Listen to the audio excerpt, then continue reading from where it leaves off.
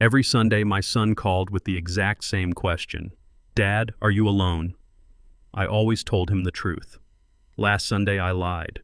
That lie saved my life. My name is Edison Wright. I am 70 years old and I spent 4 decades working as a commercial structural engineer. Before I continue this story, let me know where you are watching from in the comments below.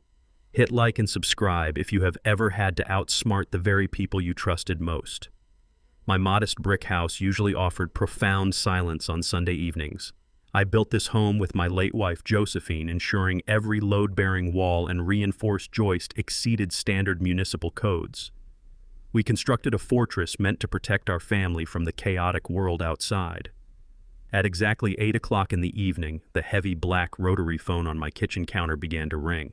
It was a precise, predictable schedule that my son never missed. I picked up the receiver and heard the familiar, polished voice of Jordan. He was 38 years old, running a commercial real estate development firm in the city, and he always projected an image of absolute control. He breezed through the obligatory greetings, asking about my aging joints and my front garden with rehearsed mechanical efficiency. Then came the anchor of his weekly check-in. His voice dropped half an octave, carrying a tone of deep manufactured concern.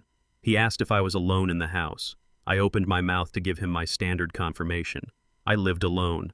I preferred my solitude, and my evening routines were entirely predictable. However, a sudden glint of harsh headlights reflecting off my living room window caught my immediate attention. I stretched the phone cord across the kitchen tiles and peered through the narrow edge of the heavy blackout curtains. A dark, unmarked cargo van sat idling directly across the street from my driveway. The headlights cut off instantly, but the amber glow of the street lamp illuminated the front cab. A large, broad-shouldered man sat in the passenger seat. He was not looking at a phone or a map. His gaze was locked with predatory stillness directly on my solid oak front door. My breath hitched heavily in my chest. The timing was entirely too perfect. The van arriving just as my son called to verify my isolation triggered a deep, primal warning deep within my gut. A lifetime of inspecting failing concrete pillars and compromised steel beams had taught me to recognize the invisible signs of an impending collapse. My safe, quiet home was suddenly an active hazard zone. My intuition struck with the heavy force of a physical blow. The man in the unmarked van was waiting for a specific signal to move. Jordan waited on the phone, his silence stretching tightly over the line, demanding an immediate answer to his highly specific question. I gripped the plastic receiver tightly, forcing my elevated heart rate to steady. I drew upon my decades of navigating hostile union disputes and high-pressure construction deadlines. I injected a loud, cheerful warmth into my voice, projecting an image of total relaxation. I told Jordan that I was absolutely not alone. I lied with complete, unwavering conviction. I explained that George and Tyrone, 2 incredibly large retired steelworkers from my old structural engineering union chapter, had just pulled into the backyard. I told them they brought 2 full bottles of cheap whiskey and a fresh deck of cards for a loud, long evening of high-stakes poker. I even turned my head away from the phone receiver and shouted a fake, boisterous greeting toward the empty hallway to sell the illusion to the listener. The reaction on the other end of the line was instantaneous and chillingly revealing. Jordan did not laugh at my sudden change of plans. He did not ask how my old union friends were doing. The warm, concerned sun vanished completely into the ether. His tone shifted violently from practiced affection to absolute freezing ice. He muttered a single clipped acknowledgement under his breath. He did not say goodbye. He did not wish me a good night or tell me to enjoy my card game. The line simply went dead with a harsh, sharp click. I stood completely frozen in the dark kitchen, listening to the flat dial tone hum against my ear. The severe abruptness of his reaction confirmed my darkest, most unthinkable suspicion. Jordan was not calling to casually check on my failing health or my weekend plans. He was calling to clear the perimeter. He needed absolute verbal confirmation that the target was isolated, vulnerable, and completely unguarded. My spontaneous lie had introduced a massive, unexpected variable into a highly coordinated equation. The sudden introduction of 2 theoretical heavy-set steelworkers into my supposedly empty house had ruined a meticulously timed operation. I slowly placed the receiver back onto the wall cradle, my eyes remaining fixed on the dark van through the narrow slit in the heavy curtains. I held my breath, waiting to see exactly how the men inside the vehicle would respond to their aborted mission. The exact second the phone disconnected, the dark van roared back to life. The heavy tires spun aggressively against the wet asphalt, screeching loudly as the driver slammed his foot on the accelerator. The large vehicle sped away into the night, running the stop sign at the end of the block and vanishing completely into the busy city traffic. I waited 10 full minutes in the dark kitchen, ensuring they were not circling the block to reposition themselves. I finally unlocked the front door and stepped out onto the concrete porch. The cool evening air hit my face, but a cold, nervous sweat clung tightly to my back. I walked deliberately across the damp lawn toward the street where the van had idled just moments ago. The deep treads of their heavy tires had torn brutally through the edge of my manicured grass, leaving thick, muddy grooves in the soil. I crouched down to inspect the damage, my eyes scanning the immediate area for any dropped items. A bright glint of brass caught the ambient light of the overhead street lamp. I reached into the crushed grass near the edge of my property line and picked up a heavy piece of metal. It was a freshly cut industrial-grade master key. It possessed no keychain, no decorative features, and no identifying brand marks, just the sharp, jagged teeth of a newly minted duplicate. I turned the cold metal over in my calloused palm, feeling the sharp, freshly ground edges. My house utilized a complex high-security deadbolt system I had personally installed 20 years ago. Ordinary hardware stores could not replicate this specific locking mechanism. I walked slowly back up my concrete driveway, mounted the wooden porch steps, and stood directly before my solid oak door. I slid the brass key into the metal cylinder. It slid inside flawlessly without any resistance. I turned my wrist to the right. The heavy steel tumblers clicked back perfectly in unison. The secure door unlocked. A freezing, paralyzing wave of nausea washed violently over me. Only 2 keys to this specific house existed in the entire world. I kept one securely in my own pocket.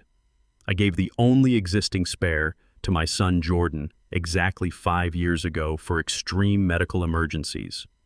Jordan had taken his emergency key, duplicated it illegally through a professional commercial locksmith, and handed it to a dangerous stranger waiting in a dark van outside my home.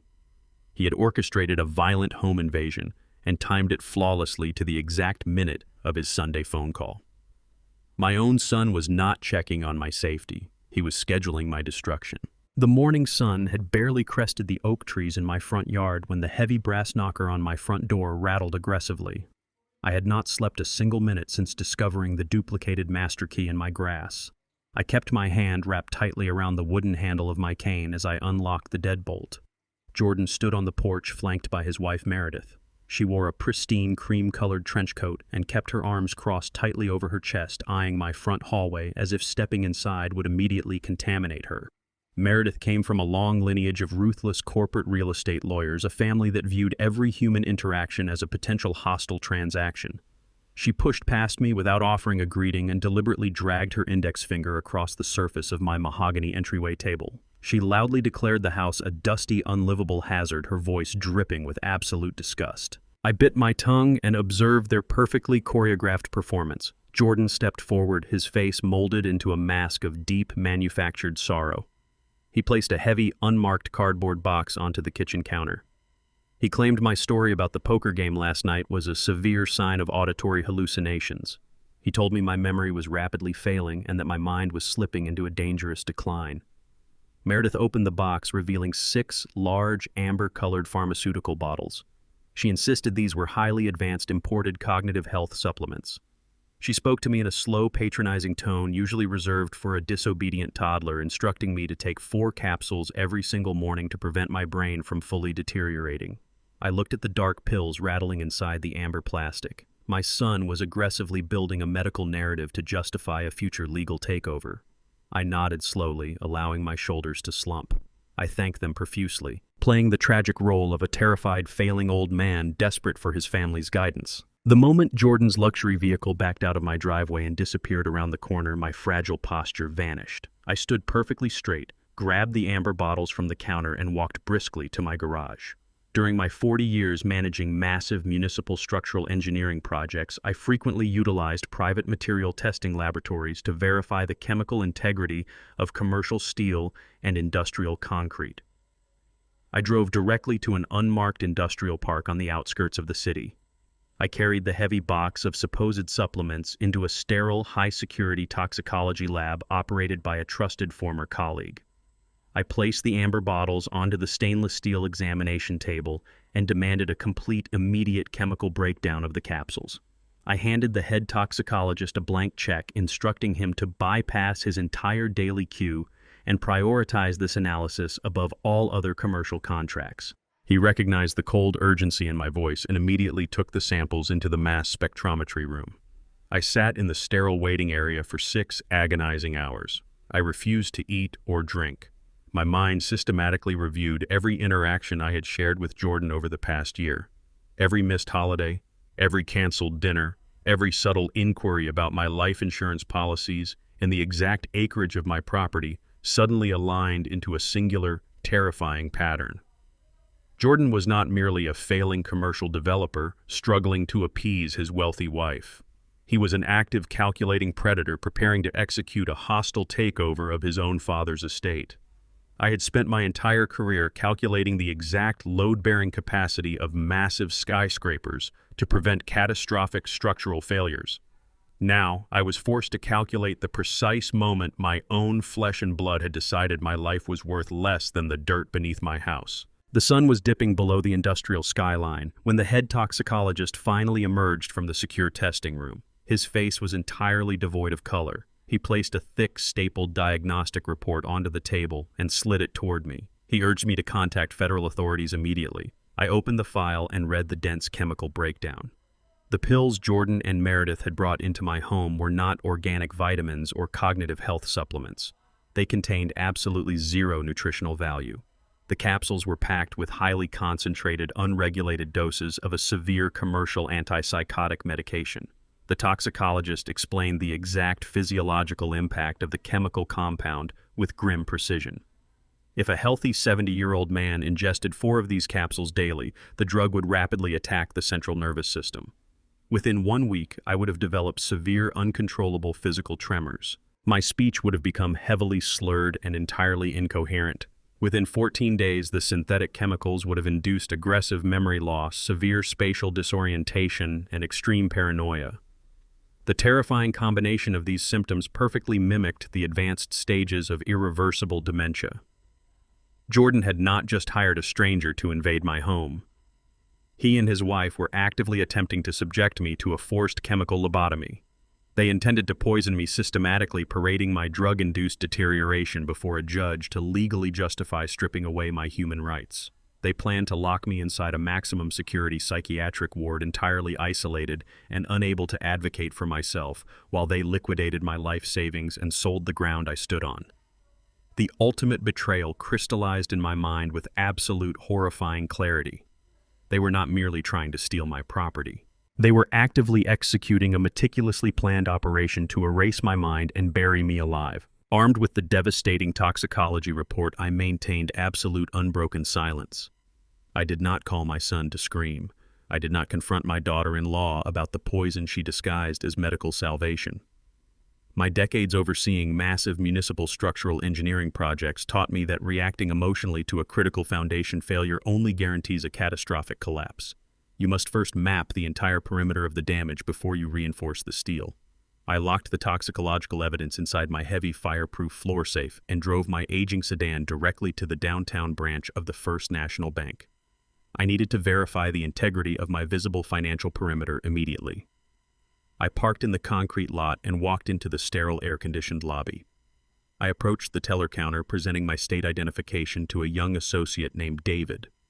I asked him to run a routine audit on my standard checking and savings accounts. The modest funds I deliberately kept visible to project the image of a simple fixed-income retiree. David tapped his keyboard with practiced efficiency, but his polite smile quickly faltered. He squinted at the monitor, his brow furrowing in deep confusion. He leaned closer to the screen, typing another rapid sequence of commands. He informed me that my standard accounts were perfectly intact, but a bright red internal security flag had been triggered the previous Friday afternoon. A highly aggressive corporate legal firm had bypassed standard municipal channels and executed multiple hard inquiries into my entire financial portfolio. They had specifically requested a comprehensive asset discovery sweep, searching desperately for hidden investment accounts, safety deposit boxes, and property deeds. They bypassed normal privacy protocols using a specialized legal maneuver designed strictly for impending medical conservatorships. I stood perfectly still on the marble bank floor, calculating the precise velocity of the incoming threat. They were not merely waiting for the antipsychotic drugs to destroy my mind. They were actively mapping my financial assets to ensure they missed nothing when they finally seized control.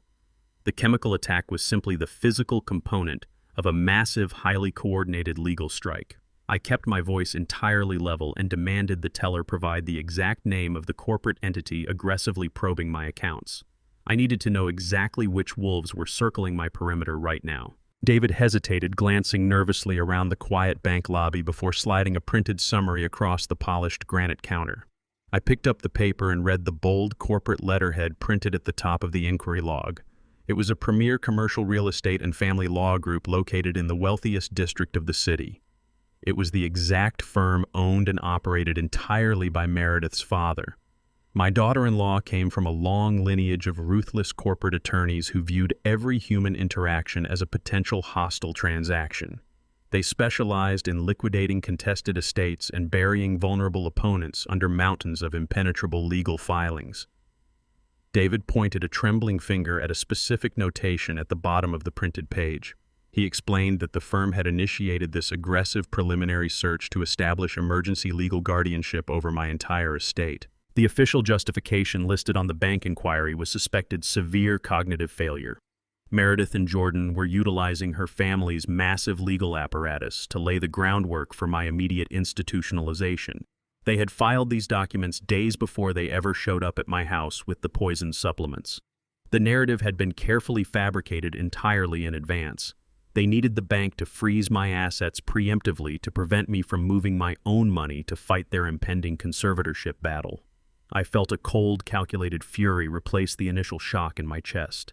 They assumed that because I lived quietly in an older neighborhood, I would simply fold under the heavy weight of their corporate intimidation. They severely underestimated the defensive systems I had spent a lifetime building. I folded the inquiry report and slipped it into the inner pocket of my jacket. I instructed David to place a hard lockdown on my visible accounts, authorizing only in-person transactions requiring my physical signature and fingerprint verification. As David processed the lockdown request, a heavy oak door behind the teller counter swung open. The branch manager, an older man who had personally handled my initial mortgage paperwork 30 years ago, stepped out into the lobby. His face carried an expression of deep, urgent concern. He asked David to step aside and requested that I join him inside his private office immediately. He stated that the aggressive asset inquiry from my daughter-in-law's family firm was only the beginning of the problem. I followed the branch manager into his secluded office and sat in the leather chair opposite his wide desk. He closed the heavy door firmly, ensuring our conversation remained completely confidential. He pulled a thick manila folder from his top drawer and opened it with a heavy sigh. He explained that my son had visited the commercial lending department of this exact branch 48 hours ago. Jordan had brought a stack of preliminary financial documents attempting to secure a massive commercial loan to salvage his failing real estate development firm. The manager slid a photocopied document across the desk. It was a high-risk collateral agreement. Jordan had listed the original deed to my house and the expansive plot of land it sat on as the primary collateral to back his multi-million-dollar corporate debt. I stared at the paperwork in absolute disgust. To secure the loan, Jordan needed my explicit notarized authorization to leverage my property. The manager pointed a pen at the bottom line of the final page. My signature was written there in bright blue ink alongside a fraudulent notary stamp provided by a clerk within Meredith's law firm.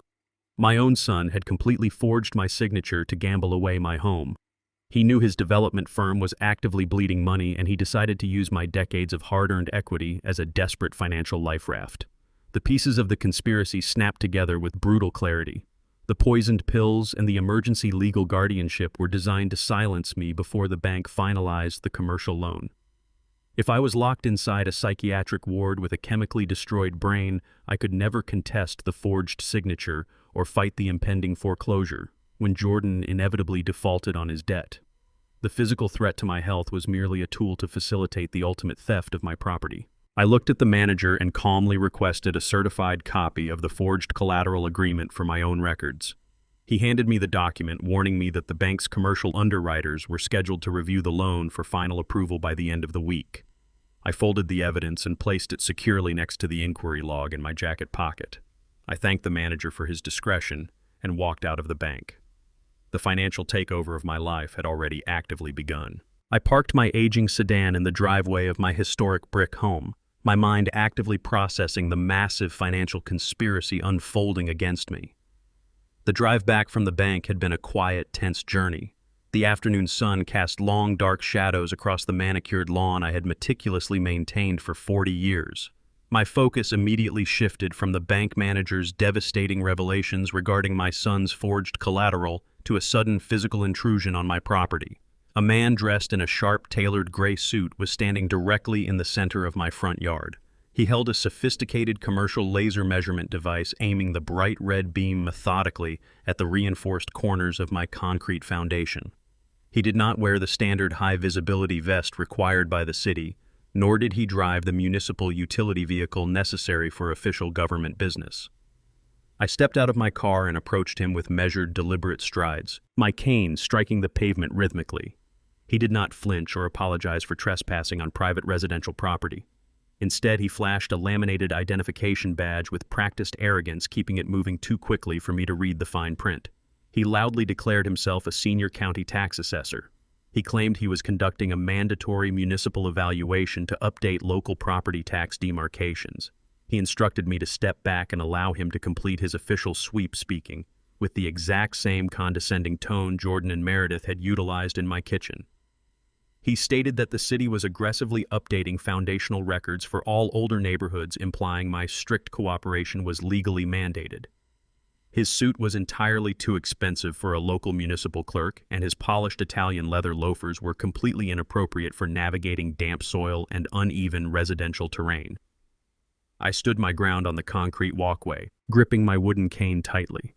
I observed his equipment closely. A standard tax assessor uses a basic measuring wheel to calculate external square footage.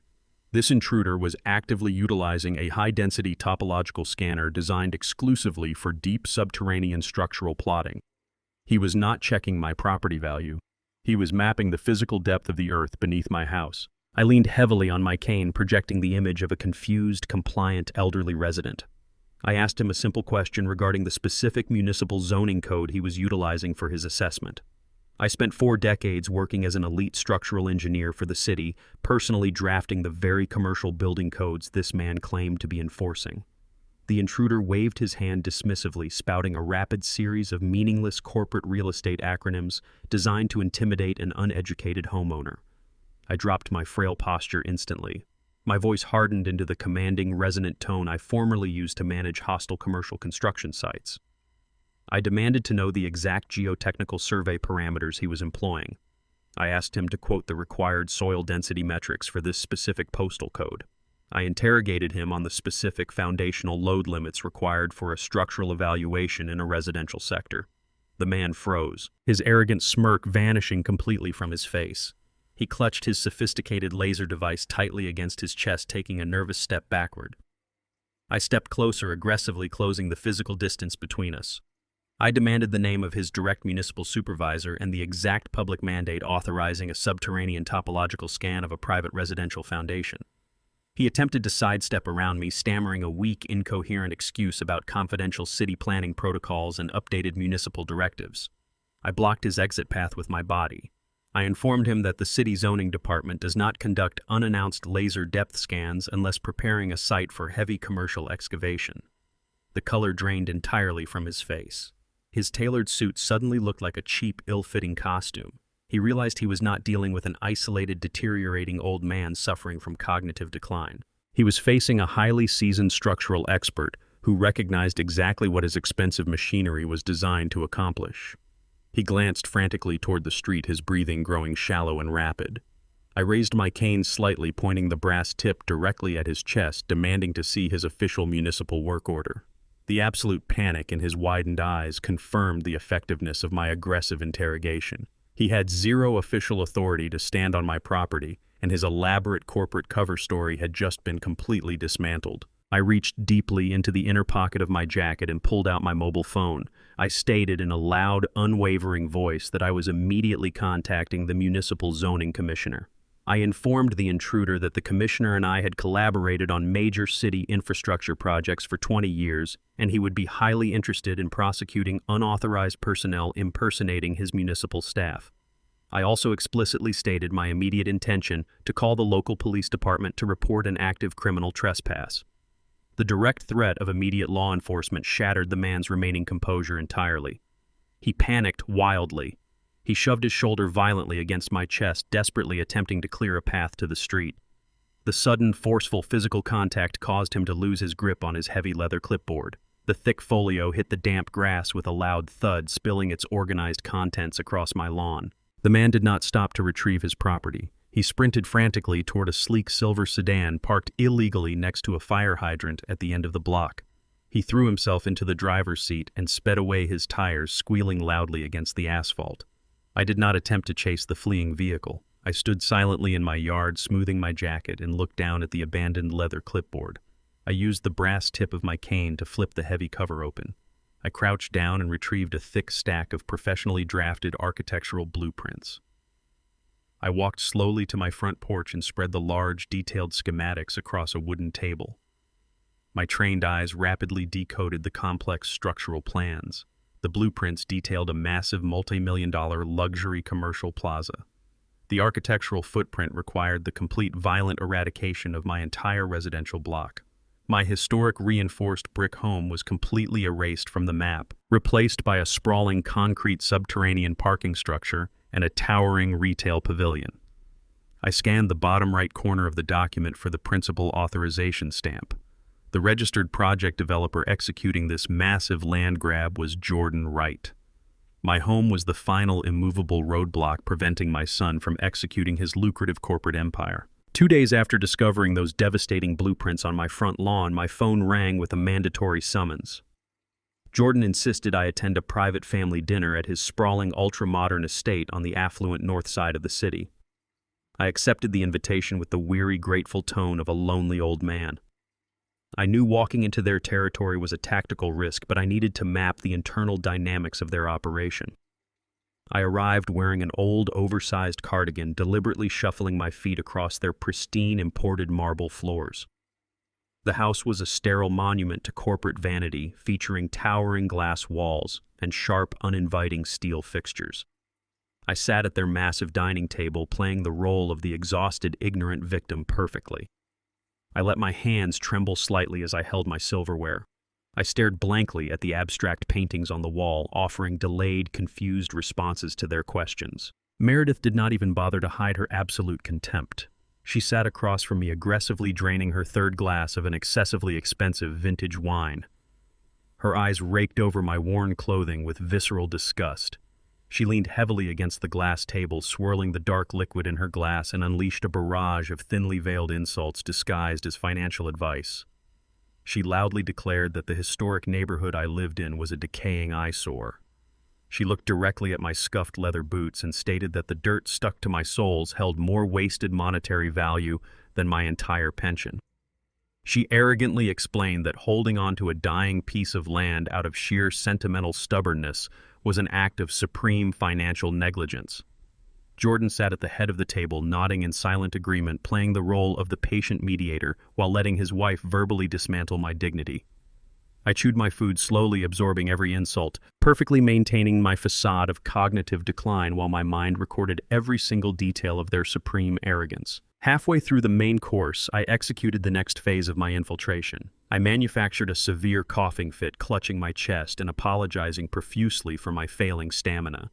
I weakly excused myself, citing the frequent urgent need to use the restroom that plagues men my age.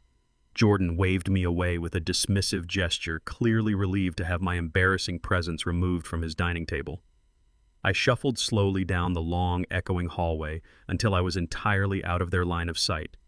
The moment I turned the corner, my frail posture vanished completely. My steps became light, rapid, and completely silent. I bypassed the guest bathroom entirely and moved directly toward the heavy mahogany double doors of Jordan's private home office. I turned the brass handle. It clicked open smoothly. The room was dark, illuminated only by the glowing screen of an open, unlocked laptop resting on a massive executive desk.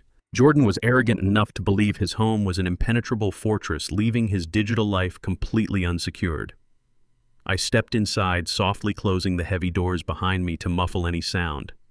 I approached the glowing screen, my eyes rapidly scanning the chaotic desktop environment. My decades of analyzing complex digital structural models allowed me to navigate his file system with clinical, ruthless efficiency. I bypassed his standard financial spreadsheets and opened his primary email client. I knew the answers I needed would not be sitting in his inbox. A man hiding a conspiracy operates in the shadows. I clicked directly into his sent folder, filtering the messages by the highest priority flags. I needed to find the exact mechanism driving this massive, desperate land grab. I scrolled past mundane contractor disputes and local zoning complaints until my eyes locked onto a highly encrypted thread marked with urgent external delivery tags. I opened the priority email thread, and the true horrifying depth of my son's depravity flooded the glowing screen. The recipient was not a standard municipal bank or a traditional commercial lender. Jordan was corresponding directly with a notorious, ruthless private equity firm known for employing violent, extrajudicial tactics to collect outstanding debts. My eyes scanned the cold, hard numbers detailing a massive financial hemorrhage. Jordan had completely mismanaged 3 separate commercial developments over the past 2 years. He did not just need a loan to start his new luxury plaza. He owed these violent creditors exactly $4 million in failed, defaulted development loans. The emails from the equity firm were not polite requests for payment. They were explicit, terrifying ultimatums promising severe personal consequences if the debt was not settled by the end of the month. Jordan's response was a desperate, groveling plea for a brief extension. He attached the forged collateral agreement for my property as proof of incoming capital. But the final paragraph of his message chilled the blood in my veins. Jordan explicitly promised his ruthless investors that the primary landowner would be permanently removed from the equation. He typed with absolute clinical detachment that his father would be legally committed to a secure psychiatric care facility within 14 days. He guaranteed the immediate transfer of the property deed the moment my medical conservatorship was finalized. Jordan was not just a greedy developer trying to steal his inheritance early. He was a terrified, cornered animal facing complete financial and physical ruin. He was actively selling my freedom, my sanity, and my home to buy his own life back from a syndicate of violent predators. The hostile takeover of my property was not about building a corporate plaza. It was a desperate blood sacrifice, and I was the chosen victim. I drove away from my son's corporate estate with the digital evidence securely transferred to a heavily encrypted drive in my pocket. I did not return to my brick home. Instead, I navigated my aging sedan through the dense, early morning traffic of the financial district, pulling into the subterranean parking garage of a towering glass skyscraper. I rode the private elevator directly to the top floor, bypassing the standard reception desk to enter the sprawling corner office of Elliot Hayes.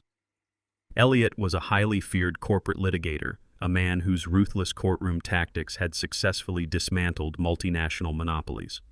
We had forged a deep, unspoken alliance 30 years ago when he defended my structural engineering firm against a baseless multi-million-dollar municipal liability lawsuit. I walked across his pristine white carpet and stood before his massive, uncluttered glass desk. I did not offer a polite greeting. I reached into my coat and systematically deposited my gathered arsenal directly onto his polished workspace. I placed the heavy amber bottles of antipsychotic supplements on the left.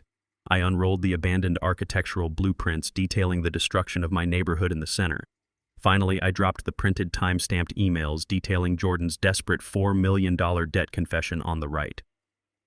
Elliot leaned back in his leather chair, his sharp analytical eyes scanning the physical evidence before looking up at my face. I gave him a concise, clinical breakdown of the entire perimeter breach. I detailed the forged bank collateral, the fake tax assessor, and the active chemical warfare Jordan was attempting to wage against my central nervous system. I explained that my son was not merely attempting to steal my property out of sheer greed. He was actively offering my physical freedom to a syndicate of ruthless predators to cover his own catastrophic financial failures. Elliot did not express shock or offer useless sympathy. His mind operated precisely like mine, calculating stress points and identifying structural weaknesses in the enemy's formation. He understood immediately that we were not preparing for a standard family dispute over a misunderstood inheritance. We were mobilizing for an absolute scorched-earth corporate war, and the enemy had already breached the outer gates. Elliot turned silently toward his massive multi-monitor workstation and immediately launched a highly invasive deep-level background check into Jordan's commercial development company. He utilized proprietary legal databases designed to trace shell corporations' offshore holdings and obscured financial liabilities. The digital search yielded a catastrophic structural failure within Jordan's entire business model.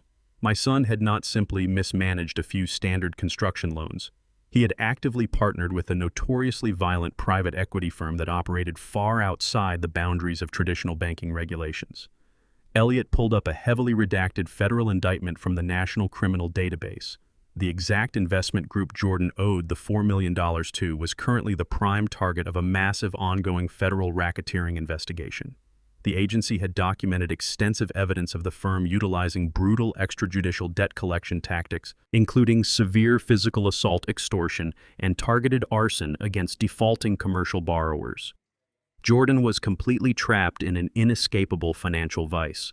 The legitimate banks had cut off his credit lines due to his chronic mismanagement, forcing him to borrow from absolute predators to keep his corporate facade intact. Now those same predators were actively calling in his massive debt, leaving him entirely exposed to their violent enforcement division. The forged collateral documents and the manufactured psychiatric conservatorship were Jordan's desperate, panicked attempts to liquidate my estate before the equity firm's enforcers arrived at his own front door. He was entirely willing to watch me decay in a locked medical ward, because the alternative involved him facing the brutal physical consequences of his $4 million fraud. Elliot printed the federal investigation dossier, highlighting the names of the specific enforcers currently tracking Jordan's movements. My son had arrogant delusions of being an untouchable real estate mogul, but the hard data proved he was merely a terrified drowning man, desperately pulling his own father under the water just to catch a single breath of air. As the high-speed printer spat out the federal indictment records, a secondary high-priority alert flashed bright red across Elliot's primary monitor. He tapped the keyboard, rapidly accessing the secured county court docket system. He bypassed the public registries and delved directly into the sealed, expedited judicial filings. His jaw tightened as he opened a newly generated legal petition. Meredith and Jordan had completely bypassed standard legal notification protocols. They had already filed an emergency ex parte conservatorship petition, successfully scheduling a binding closed-door judicial hearing for the upcoming Friday morning. They were moving with terrifying, aggressive velocity, utilizing the full corrupt weight of Meredith's family law firm to circumvent the standard waiting periods required for psychiatric evaluations. Elliot scrutinized the digital signature at the bottom of the scheduling order. The magistrate assigned to unilaterally decide my fate was a notoriously corrupt county judge who sat firmly and invisibly on Meredith's father's corporate payroll. This judge was famous for rubber-stamping predatory guardianship orders, permanently stripping elderly citizens of their fundamental human rights without requiring a single piece of independently verified medical evidence. The ambush was already fully armed and completely in motion. They intended to walk into that courtroom on Friday present, their fabricated narrative of my dementia, alongside the counterfeit antipsychotic pill bottles, and walk out holding absolute legal authority over my body, my bank accounts, and my home. The forged bank collateral would be instantly validated by the judge's signature, and I would be forcefully removed from my property by armed court deputies before the weekend began. I stared at the flashing digital clock on the corner of Elliot's computer screen. The realization of the timeline hit me with the crushing weight of a collapsing concrete wall. The legal machinery designed to erase my existence was fully operational and accelerating rapidly. I had less than 48 hours before I was permanently stripped of my fundamental human rights. Jordan pulls into my driveway early Thursday morning, his heavy luxury tires crunching loudly against my gravel path. He marches up the concrete steps to my front porch with an aggressive, unrelenting sense of purpose, loudly insisting that he has scheduled a mandatory appointment with a highly recommended specialist for a routine aging checkup. He frames the demand as the desperate plea of a loving son deeply concerned about his father's deteriorating condition. I offer absolutely no resistance to his demands. I slide my arm slowly into a worn, oversized cardigan and adopt the shuffling, hesitant gait of a defeated, docile victim. The ride to the medical clinic is suffocatingly tense. Jordan keeps his knuckles turning white as he grips the steering wheel, offering only patronizing remarks about how this thorough evaluation is necessary for my own ultimate safety and long-term care.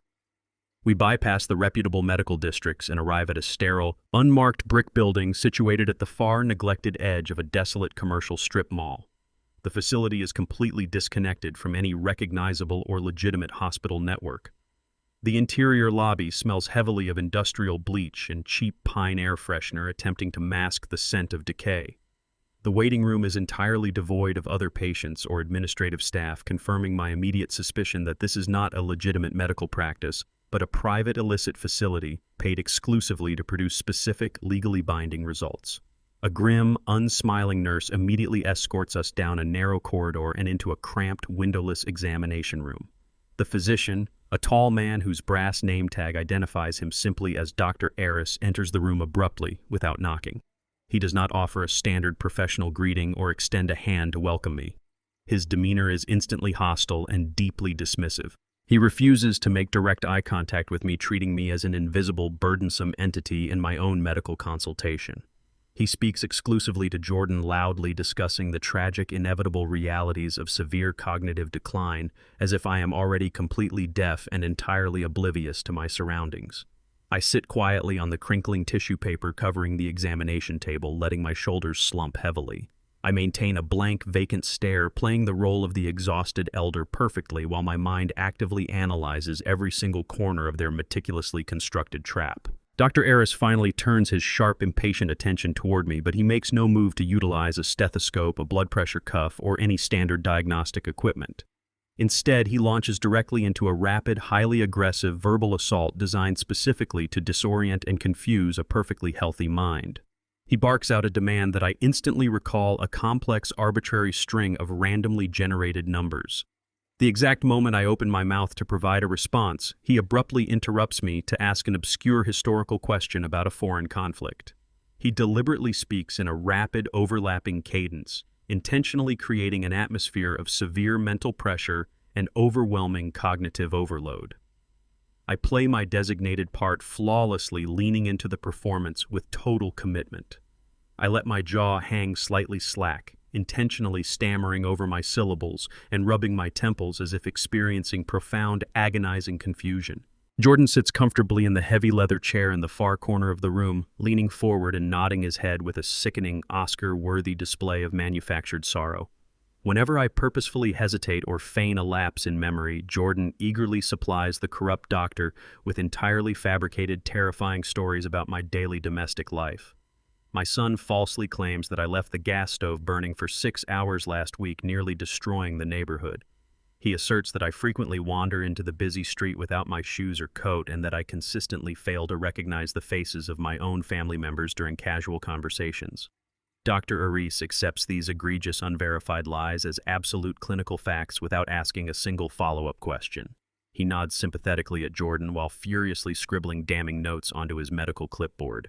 Within 10 short minutes, without drawing a single vial of blood or conducting any legitimate neurological scan, the doctor confidently pronounces his predetermined verdict. He declares with absolute certainty that I am suffering from aggressive late-stage dementia and require immediate permanent institutionalization for my own physical safety.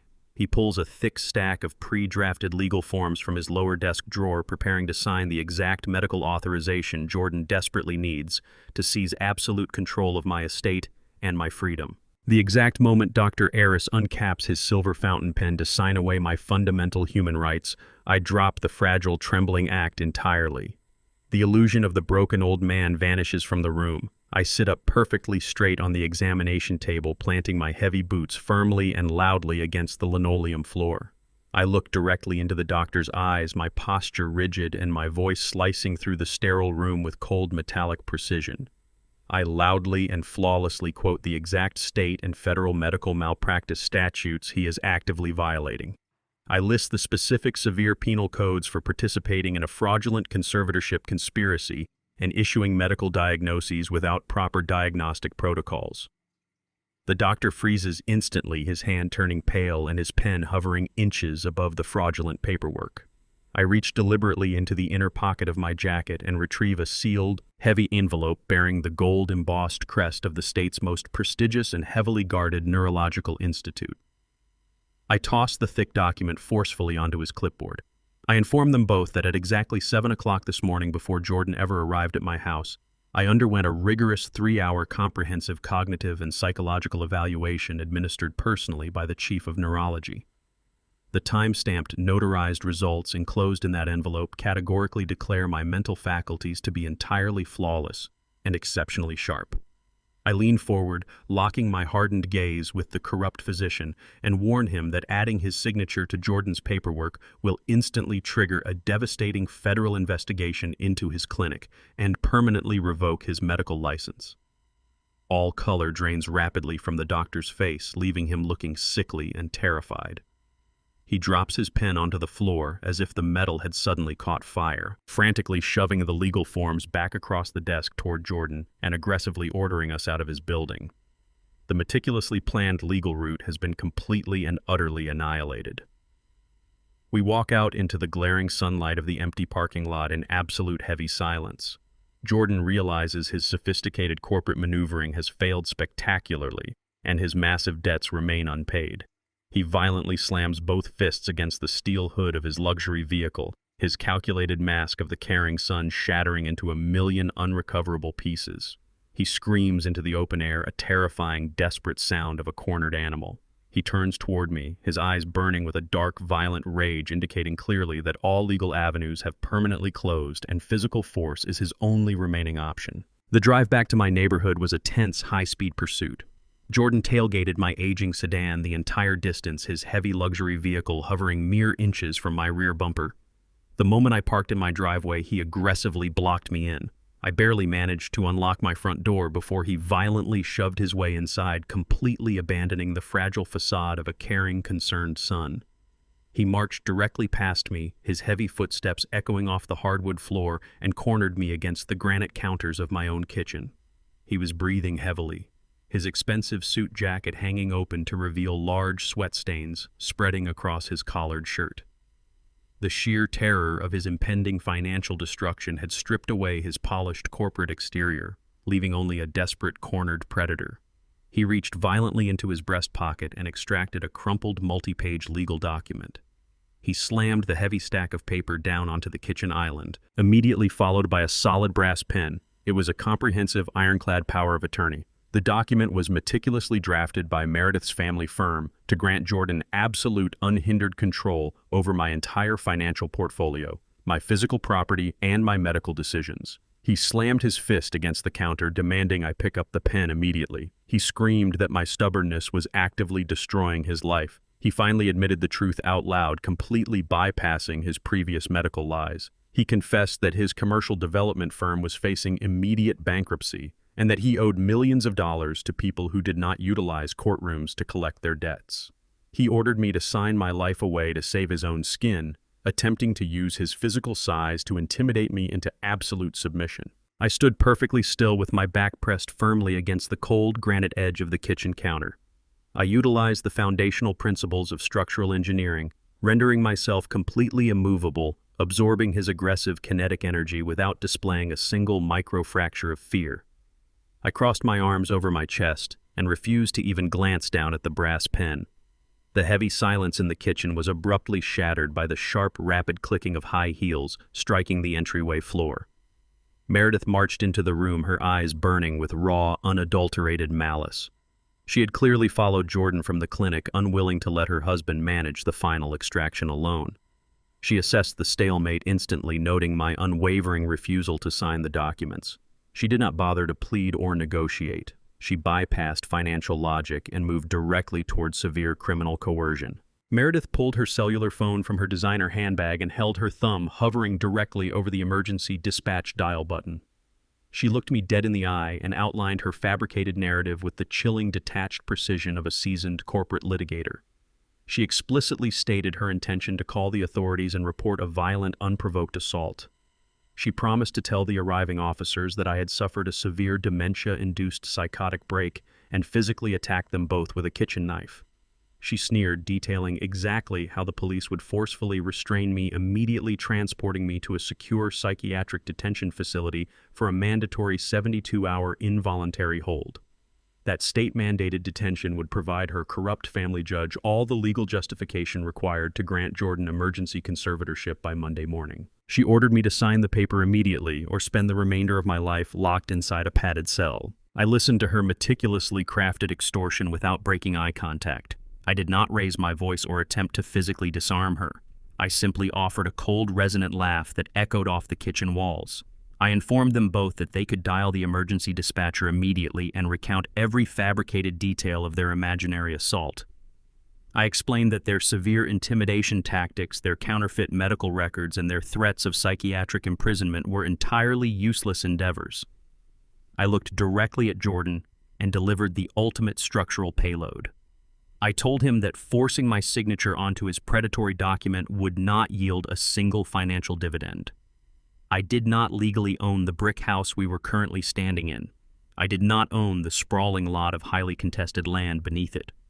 15 years ago, shortly after his mother passed away, I recognized the inherent vulnerabilities of maintaining visible, easily targeted assets. I had quietly and permanently transferred the original property deed, along with all associated mineral and developmental rights, into an irrevocable, blind corporate trust. I was merely a registered lifetime tenant occupying a property managed by a faceless, impenetrable financial entity. I informed Jordan that a signature on his power of attorney held zero legal weight because I possessed absolutely no legal authority to sell, leverage, or transfer the estate. The color drained simultaneously from both of their faces. The brass pen suddenly looked entirely pathetic, resting on the granite counter. Jordan's eyes darted frantically around the kitchen as the absolute reality of my invisible financial shield crushed his last remaining hope. The land he desperately needed to satisfy his violent creditors was completely untouchable. Jordan and Meredith realized simultaneously that the actual trust management documents had to be hidden somewhere inside the house, instantly triggering a desperate silent countdown to locate the only paperwork that could save them from total annihilation. I watched from the kitchen window as Jordan and Meredith fled my property in a state of absolute synchronized panic. I knew instantly that my verbal revelation had merely shifted the battlefield rather than ending the war. A desperate cornered animal does not simply surrender when its primary exit is blocked. It violently claws at the walls until it finds another way out. I understood with absolute structural certainty that they would return to my house to tear it apart in search of the physical trust documents. I did not intend to be present when that inevitable home invasion occurred. I moved purposefully through my residence, packing a single leather duffel bag with my essential medications, spare clothing, and my heavily encrypted laptop. Before crossing the threshold to leave, I approached a concealed digital panel installed behind a heavy oak bookcase in my primary hallway. Years ago, utilizing my extensive background in commercial security architecture, I had hardwired the entire perimeter and interior of my home with a network of high-definition, motion-activated micro-cameras. These devices were completely invisible to the untrained eye, embedded seamlessly into smoke detectors, ventilation grates, and wall sconces. I inputted my master passcode, arming the silent digital perimeter, and ensured the high-fidelity audio receivers were set to maximum sensitivity. I walked out the back door, locking it firmly behind me, and drove my aging sedan deep into the city's financial sector. I checked into a highly secure anonymous room at a luxury downtown hotel, paying entirely in cash to leave no immediate digital footprint. I set my laptop on the heavy wooden desk facing the city skyline connected to the encrypted feed and waited in the quiet darkness for the inevitable breach. The silent digital alarm triggered exactly at 2 a.m. A sharp red notification flashed across my laptop screen indicating a multi-point perimeter breach at my primary residence. I leaned forward, maximizing the high-definition night vision feed from the front porch camera. The crisp, colorless footage revealed a figure dressed in dark tactical clothing approaching my reinforced front door. It was Meredith. She was entirely alone, and she was not behaving like a panicked, erratic housewife executing a desperate whim. She moved with the cold, practiced efficiency of a seasoned professional.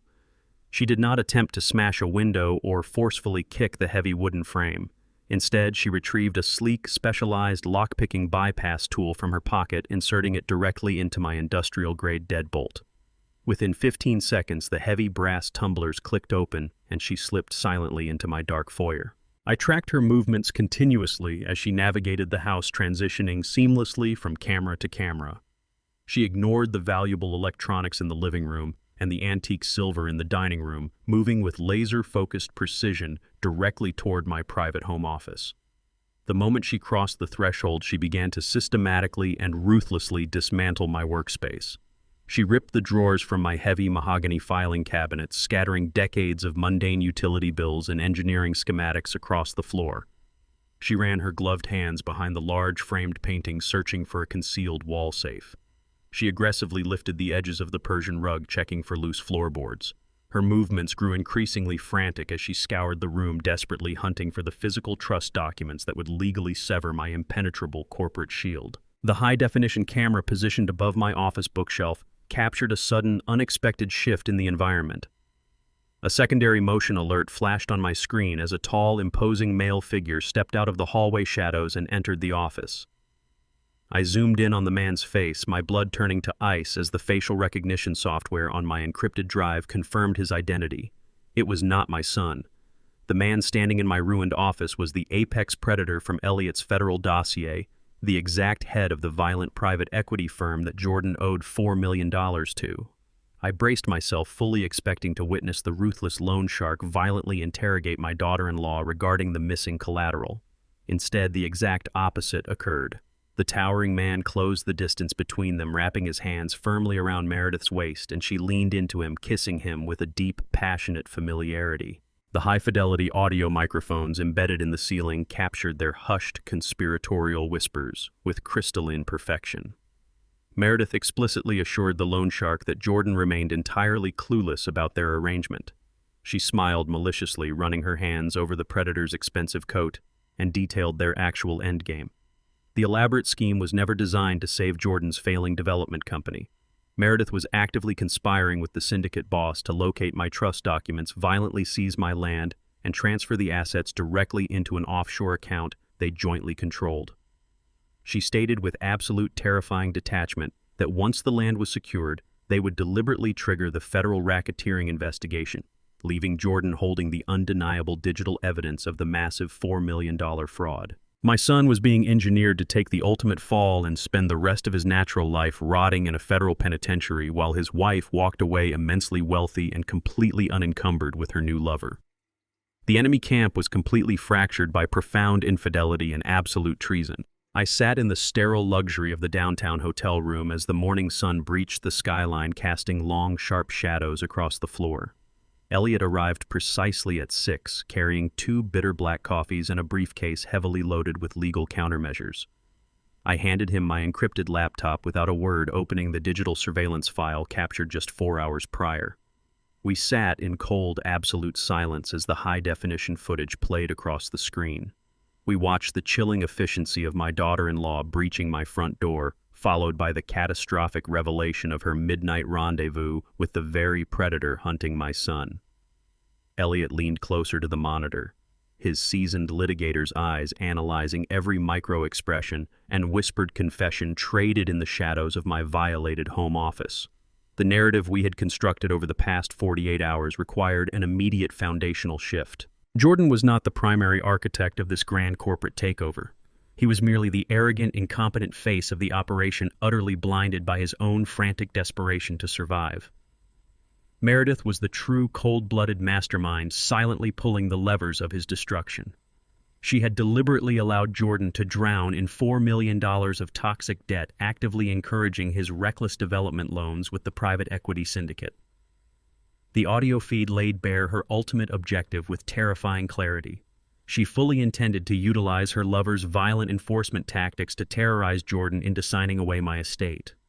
Once the land was successfully transferred and liquidated into their joint offshore accounts, she would immediately sever the marital cord. She planned to hand Jordan directly over to the federal racketeering investigators, completely framing him for the entire multi-million-dollar fraud. He would spend the remainder of his natural life rotting in a maximum security federal penitentiary while she walked away completely unencumbered, immensely wealthy, and entirely free of her useless, bankrupt husband. My son had arrogant delusions of being an untouchable corporate titan, but the stark digital evidence proved he was nothing more than a disposable engineered pawn in his wife's masterful game of absolute treason. The sheer audacity of her scheme was almost impressive in its total lack of basic human morality. She had weaponized Jordan's inherent greed against him, leading him directly to the slaughterhouse. Elliot and I recognized instantly that a united enemy is a formidable force, but a camp fractured by internal deceit is a structure already on the verge of a catastrophic collapse. We immediately formulated a tactical response designed to exploit this massive, fatal fracture in their alliance. We understood that directly confronting Meredith would only allow her the opportunity to manufacture a brilliant, plausible lie. Instead, we decided to detonate the explosive truth directly within Jordan's fragile, terrified mind. We needed him to understand exactly who had orchestrated his impending demise. Elliot opened his specialized, heavily encrypted communications terminal. Utilizing a sophisticated network of virtual private servers and offshore proxy routers, he meticulously constructed a completely anonymous, utterly untraceable email origin. We did not want Meredith's family law firm to trace the digital footprint back to my downtown hotel room or Elliot's corporate network. I reviewed the surveillance footage frame by high-definition frame, isolating the exact undeniable moment of their ultimate betrayal. I paused the playback and extracted a flawless, crystal-clear screenshot. The image perfectly captured Meredith and the notorious syndicate boss locked in a passionate, unmistakable embrace directly in front of my mahogany bookshelves. The harsh night vision contrast only amplified the undeniable intimacy of their posture. Her hands were tangled in his coat and her face was illuminated by a sickening smile of shared conspiracy. We did not attach a single word of text to the outgoing message. There were no elaborate threats, no demands for surrender, and no legal ultimatums. The raw, unfiltered visual evidence was infinitely more devastating than any meticulously drafted corporate lawsuit. It was a digital payload designed to instantly shatter Jordan's entire reality.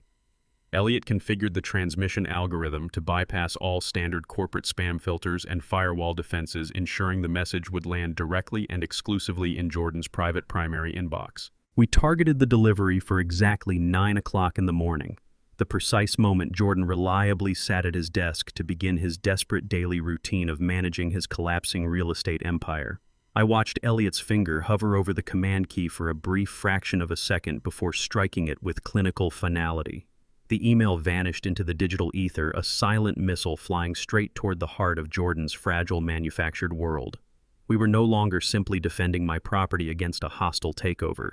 We were actively burning their fraudulent corporate empire to the ground from the inside out, using the absolute truth as our primary accelerant. As the digital payload hit its target, Elliot seamlessly transitioned our operation to the final phase of our morning strategy. Earlier that week, leveraging his extensive, deeply embedded connections within the Federal Racketeering Task Force, Elliot had legally secured access to a live authorized wiretap, actively monitoring the primary communication lines within Jordan's corporate headquarters. The feds were already listening for financial irregularities, but we were listening for the psychological implosion. Elliot routed the secure audio feed directly through the hotel room's high-fidelity speakers. We sat in absolute silence, listening to the ambient, sterile hum of Jordan's executive office. I could hear the faint, rhythmic tapping of his keyboard and the soft rustle of documents painting the picture of a man desperately trying to maintain the illusion of control. Then the sharp, unmistakable digital chime of an incoming priority email echoed through the speakers. A heavy, suffocating silence followed. It lasted for exactly 45 seconds as Jordan's mind slowly processed the high-definition image of his wife embracing his executioner. The silence was abruptly and violently shattered by a primal guttural scream that tore through the audio feed with terrifying intensity. The sound of complete psychological collapse reverberated off the walls of my hotel room. Jordan erupted into a blind, unadulterated frenzy of absolute destruction. We listened with cold detachment as he violently swept the contents of his heavy glass desk onto the hardwood floor. The sharp, concussive sounds of shattering monitors, splintering wood, and tearing drywall painted a vivid picture of a man realizing he had been marched to the gallows by the woman sleeping in his bed. He screamed Meredith's name, his voice cracking with a sickening mixture of pure rage and profound, paralyzing terror. He finally understood that he was completely isolated. The federal investigators were circling his accounts, the violent loan sharks were actively hunting him down, and his own wife had orchestrated the entire execution. He had absolutely nowhere left to hide and no one left to trust. The chaotic sounds of his office destruction slowly faded into heavy, ragged sobbing. In that moment of absolute crushing despair, my encrypted burner phone resting on the hotel desk suddenly began to vibrate, illuminating the dark wood with an incoming call from Jordan. Completely broken and utterly terrified of his own reality, the traitorous son was desperately turning back to the father he had tried to destroy, begging for salvation from the monster he had married. Less than an hour after the digital payload decimated his carefully constructed reality, a frantic, rhythmic pounding echoed against the heavy wooden door of my downtown hotel room. I checked the security peephole, observing my son standing in the dimly lit corridor. His expensive tailored suit was hopelessly wrinkled, his tie was completely missing, and his hair was slicked flat against his forehead with cold sweat. I unbolted the door and stepped back, allowing him to stumble into the room. Jordan collapsed instantly onto the edge of the nearest armchair, burying his face in his trembling hands. The arrogant, untouchable real estate developer who had aggressively ordered my psychiatric imprisonment just days ago had completely evaporated. In his place sat a terrified, broken man weeping with the unabashed desperation of a cornered child. He looked up at me, his eyes bloodshot and wide with absolute panic, and unleashed a torrent of agonizing confessions. He admitted everything in a rapid, breathless rush. He confessed to the catastrophic failure of his commercial projects, the millions of dollars he had recklessly borrowed from the predatory equity firm, and the horrific, violent ultimatums they had delivered to his private office. His voice cracked violently as he finally spoke his wife's name. He revealed the gut-wrenching truth I had anonymously delivered to his inbox, sobbing uncontrollably as he described Meredith's ultimate betrayal. He realized with agonizing clarity that she had completely orchestrated his downfall, intentionally feeding him to the syndicate so she could liquidate my estate, steal the capital, and leave him to face a lifetime in a federal penitentiary. He dropped heavily to his knees on the carpeted floor, clutching the fabric of my trousers. He begged for my forgiveness with a desperate, pathetic intensity. He pleaded with me to surrender the irrevocable trust, swearing that liquidating the land was his singular, fleeting chance to pay off the syndicate and escape the country before Meredith could trigger the federal indictments. He promised he would walk away from the business forever, but he needed my signature to save his life. I looked down at the weeping man kneeling on the floor, absorbing the sheer magnitude of his hypocrisy. I did not project coldness or analytical triumph. I immediately softened my facial features, letting my shoulders slump forward to adopt the posture of a severely broken, exhausted father. I reached down slowly, placing a trembling hand on his shaking shoulder, and executed my performance with absolute conviction. I closed my eyes tightly, letting out a long, ragged sigh that seemed to carry the weight of 1,000 unbearable tragedies.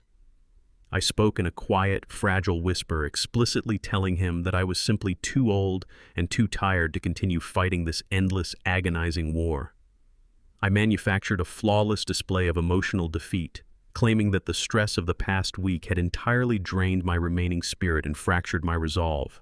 I told him that my home, the brick walls, and the soil beneath it meant absolutely nothing to me if the cost of keeping them was watching my only son be violently destroyed or imprisoned.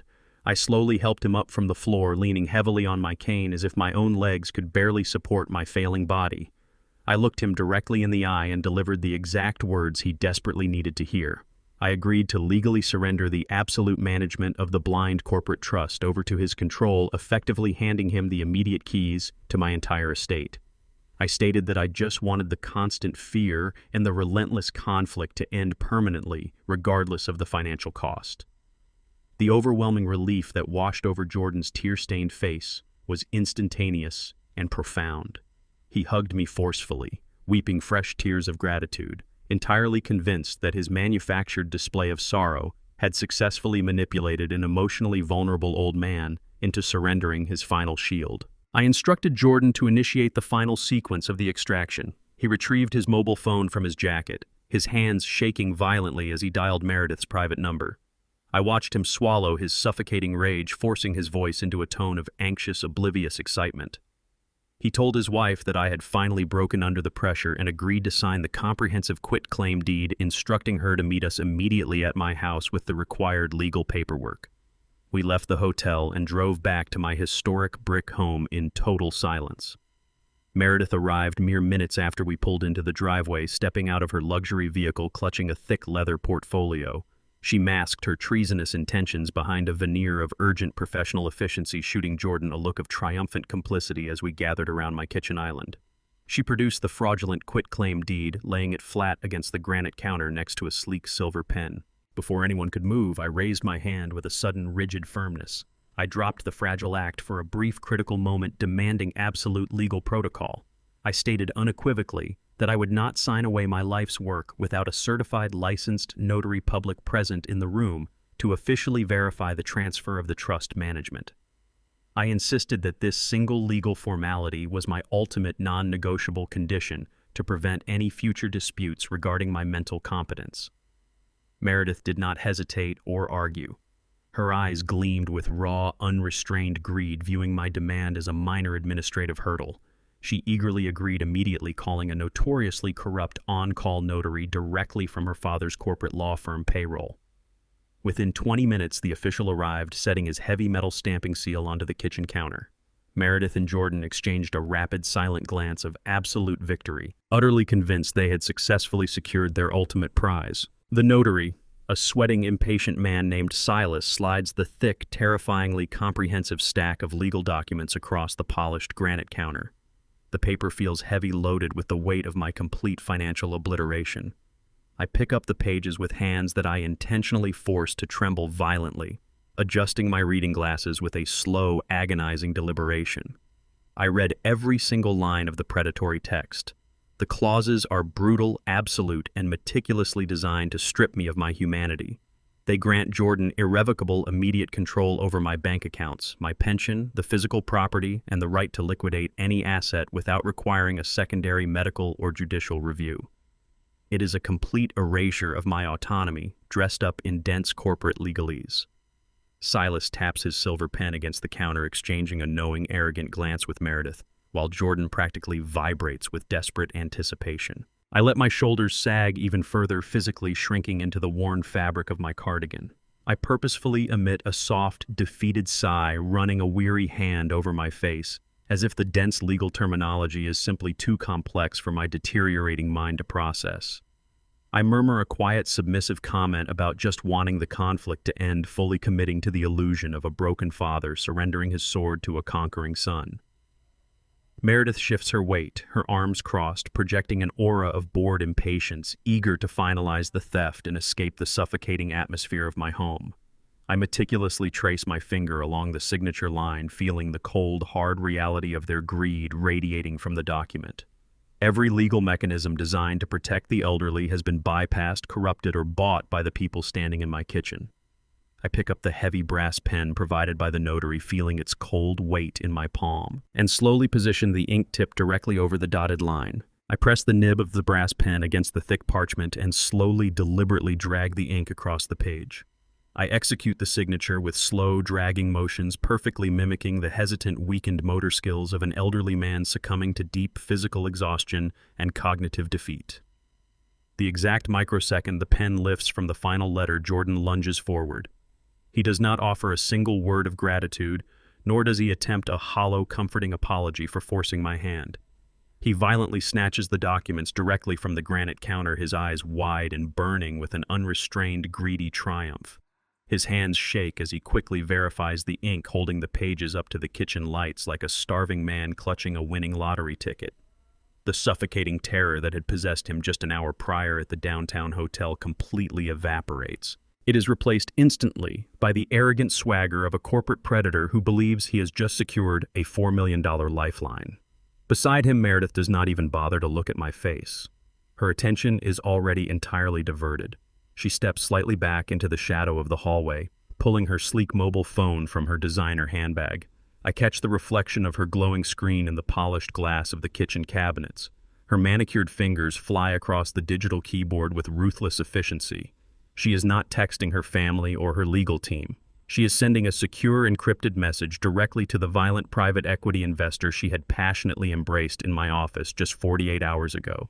She is confirming that the asset is officially secured, the old man has surrendered, and the final phase of their treacherous multi-million-dollar offshore liquidation can immediately commence. She smirks a cold, venomous expression of absolute victory, entirely oblivious to the fact that her husband is standing mere feet away, holding the instrument of his own impending federal destruction. The corrupt notary quickly applies his heavy metal seal, the loud mechanical crunch echoing through the kitchen with a devastating finality permanently binding the fraudulent agreement. Jordan roughly shoves the freshly notarized documents into his leather briefcase, snapping the brass lock shut with a sharp, echoing crack. He and Meredith immediately turn their backs on me, abandoning the kitchen without a single backward glance or a hollow farewell. Their heavy footsteps rapidly recede down the hallway, followed closely by the corrupt notary. I stand perfectly still in the center of the kitchen, listening to the heavy slam of my front door and the aggressive roar of their luxury vehicle accelerating out of my driveway. They are speeding directly toward the main branch of the Federal Reserve Bank downtown, desperate to execute the immediate transfer of the property deed before the daily clearing window closes. I walk calmly toward the window, watching their taillights disappear around the corner, and a cold, resonant smile finally breaks across my face. They are completely unaware that they are carrying a digital grenade directly into a highly secured federal financial institution. When I pressed the brass pen to the parchment, I did not sign my legal registered name. Decades ago, during my tenure handling highly classified structural engineering contracts for secure government facilities, I was required to establish extreme identity protection protocols. I filed a highly specific microscopic variation of my middle initial with the Central Federal Banking Authority. It is a classified distress signature designed specifically for hostage situations or coerced financial transfers. To the untrained eye or a corrupt local notary, the ink looks like a minor, shaky deviation typical of an elderly man. To the automated federal banking scanners, it is an immediate catastrophic alarm. The exact moment Jordan hands that document to the senior bank teller and the barcode is scanned into the central financial mainframe, the system will instantly recognize the distress anomaly. It will unilaterally freeze the transaction permanently, lock every asset attached to my name, and automatically generate a priority alert directly to the Federal Fraud Division. Jordan and Meredith believe they are walking into the bank to claim a $4 million empire.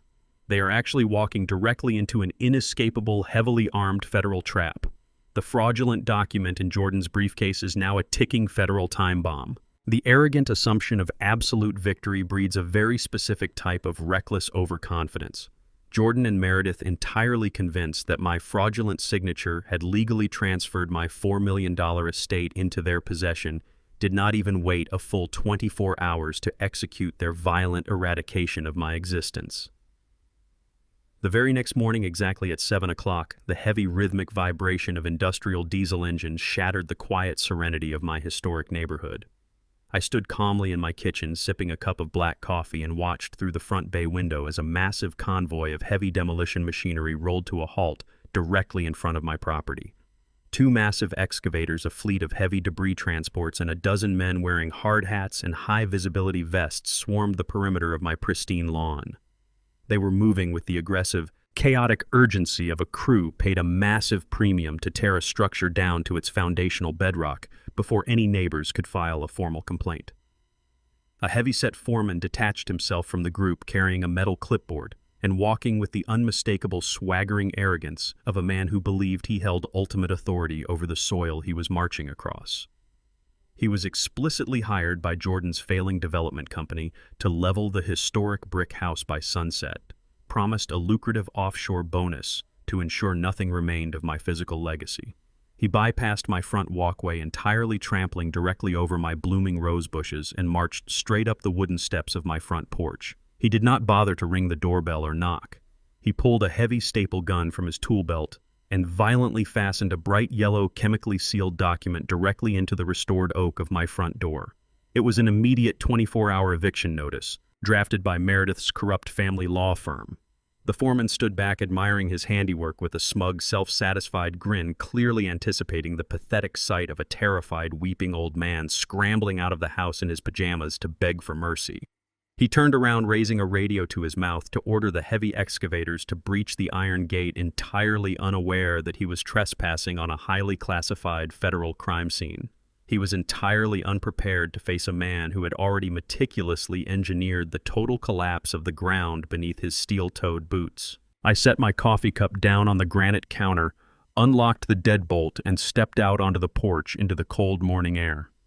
I did not raise my voice over the deafening roar of the idling diesel engines. I simply maintained perfect structural rigidity, walking directly up to the smug foreman and extending a single crisp manila folder containing a document Elliot had secured from a federal judge at midnight.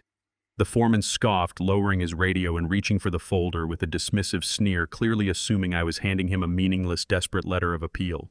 He flipped open the cover and his eyes immediately locked onto the heavily embossed, undeniable blue seal of the United States Federal Court.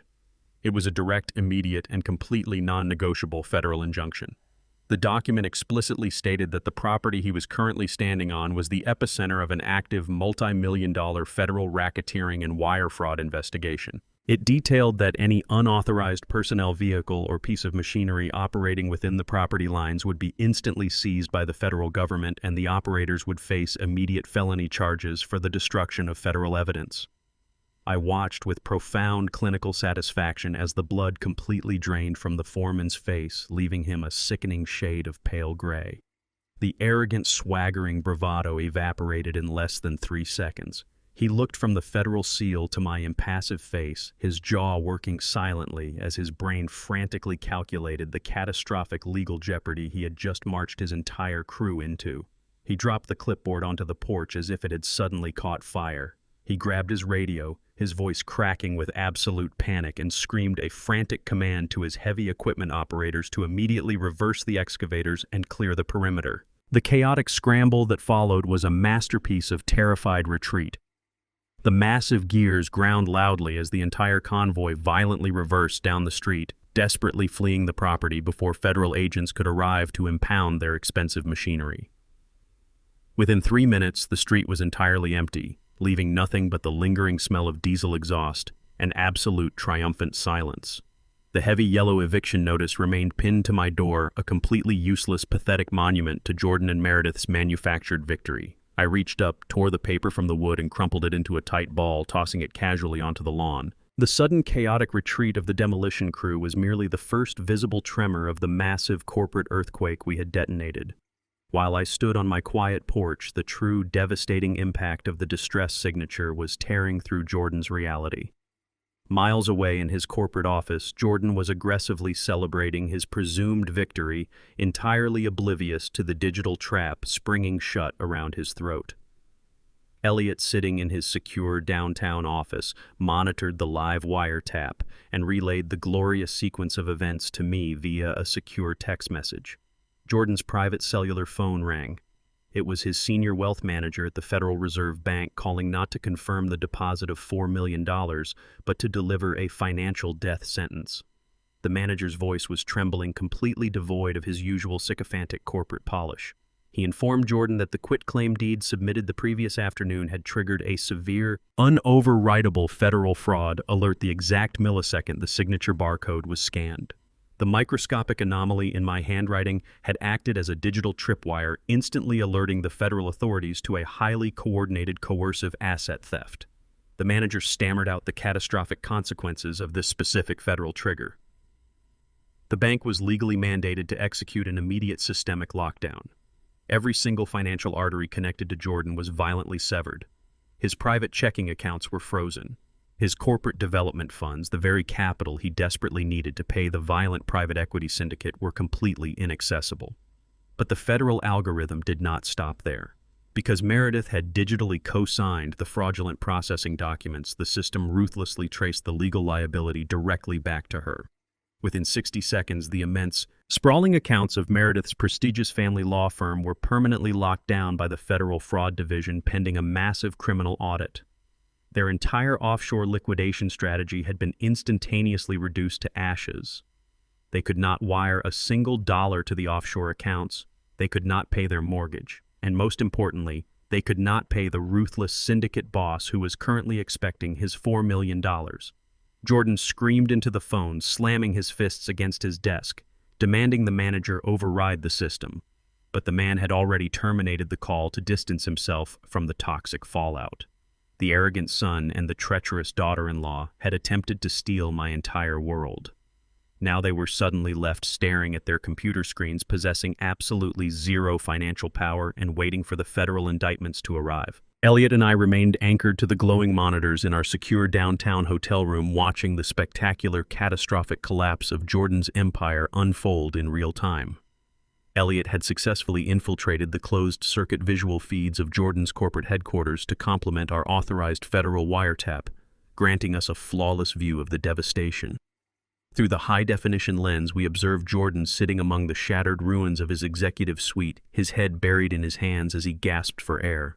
The heavy, reinforced glass doors of his office were suddenly and violently thrust open, shattering the quiet aftermath of his tantrum. 3 imposing figures strode into the room with terrifying synchronized purpose. The man at the center was the ruthless private equity investor, his expensive tailored suit barely concealing the predatory violence coiled within his massive frame. He was flanked by 2 broad-shouldered, silent enforcers whose bulging leather jackets clearly indicated concealed heavy-caliber weaponry. The syndicate boss did not waste a single breath on corporate pleasantries or false civility. He marched directly over the shattered computer monitors and splintered mahogany looming ominously over my trembling son. The high-fidelity audio captured the cold, lethal cadence of the investor's voice as he addressed the absolute failure at the Federal Reserve Bank. He stated with chilling precision that the offshore transfer had violently rebounded, resulting in frozen accounts and a rapidly escalating federal dragnet that was now circling his own illicit operations. He informed Jordan that he did not care about automated bank errors, unexpected federal holds, or technical legal glitches.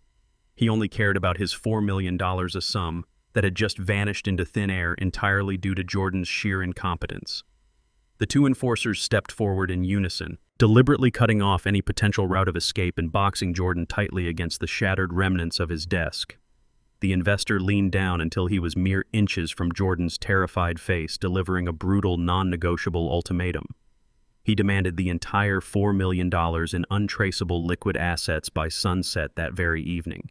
He explicitly detailed that failure to produce the funds would not result in a simple corporate lawsuit or a civil bankruptcy filing.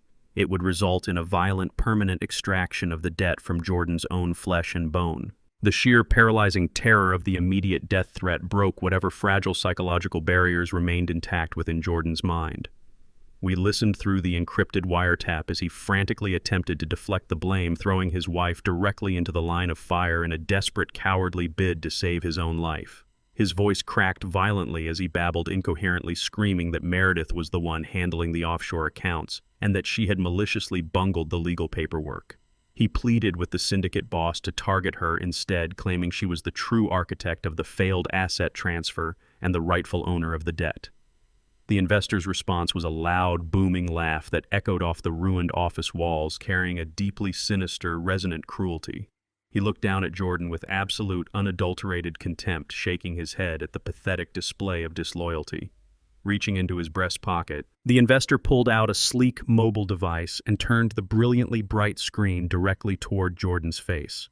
Elliot quickly enhanced our video feed, allowing us to clearly see the undeniable footage playing on the investor's phone. It was an explicit, high-resolution recording of Meredith and the investor together, lounging intimately in the cabin of a private jet, laughing hysterically about the precise mechanics of leaving Jordan completely bankrupt and federally indicted.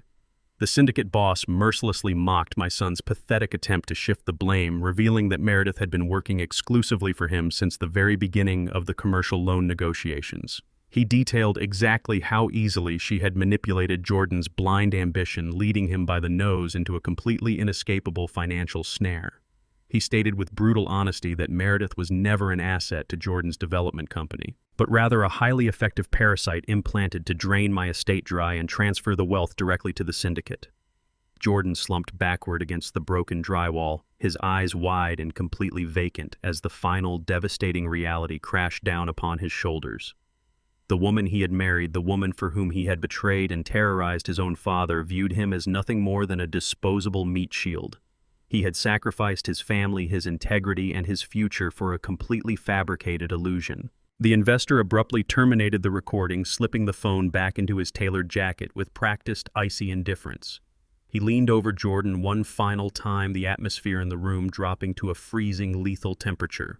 He explicitly amended his previous timeline, stating that sunset was far too generous a deadline for a man who had recklessly brought federal heat onto a private syndicate operation. He gave Jordan exactly 2 hours to physically deliver a clean, unencumbered property deed, or the armed enforcers currently blocking the door would gladly execute a permanent violent solution right there on the office floor. The three men turned in perfect unison and exited the ruined office, leaving Jordan completely alone in the devastating silence of his own catastrophic creation.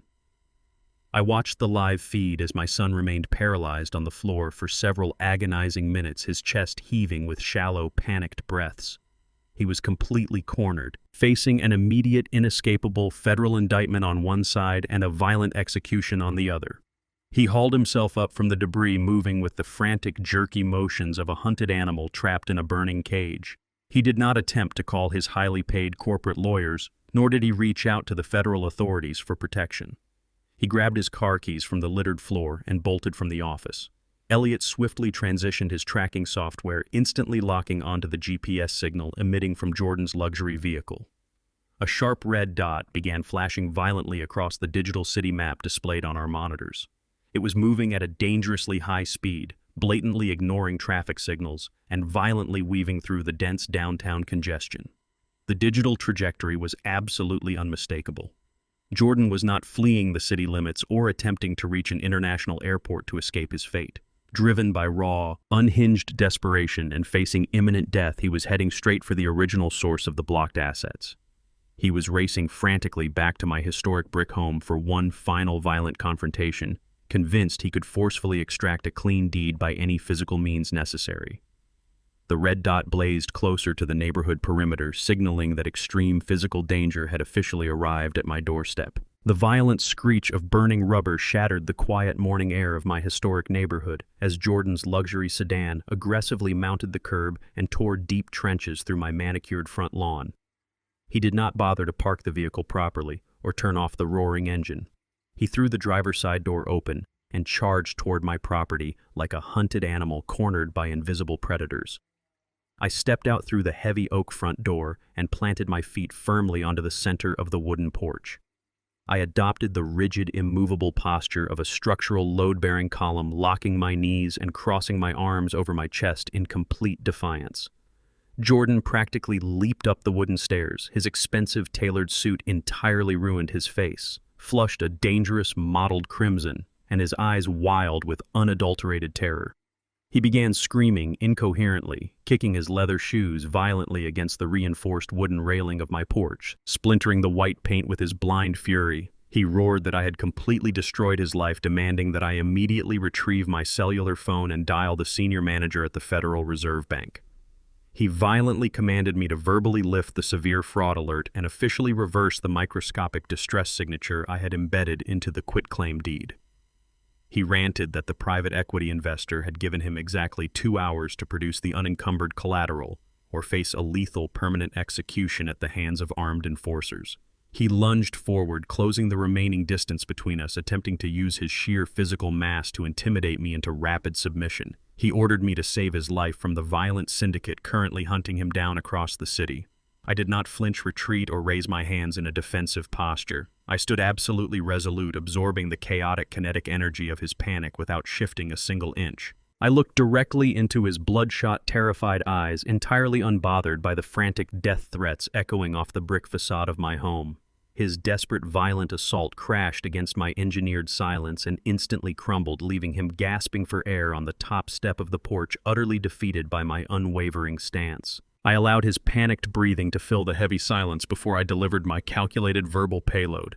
I did not raise my voice, but my words cut through the frigid morning air with the lethal clinical precision of a surgical scalpel. I systematically dismantled the fragile manufactured illusion of his innocence piece by piece.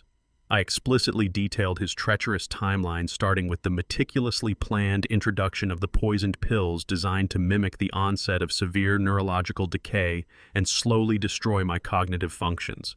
I listed the exact dates of his secret night visits perfectly captured by my hidden thermal cameras, during which he ruthlessly scoured my private office for the trust documents while I slept upstairs.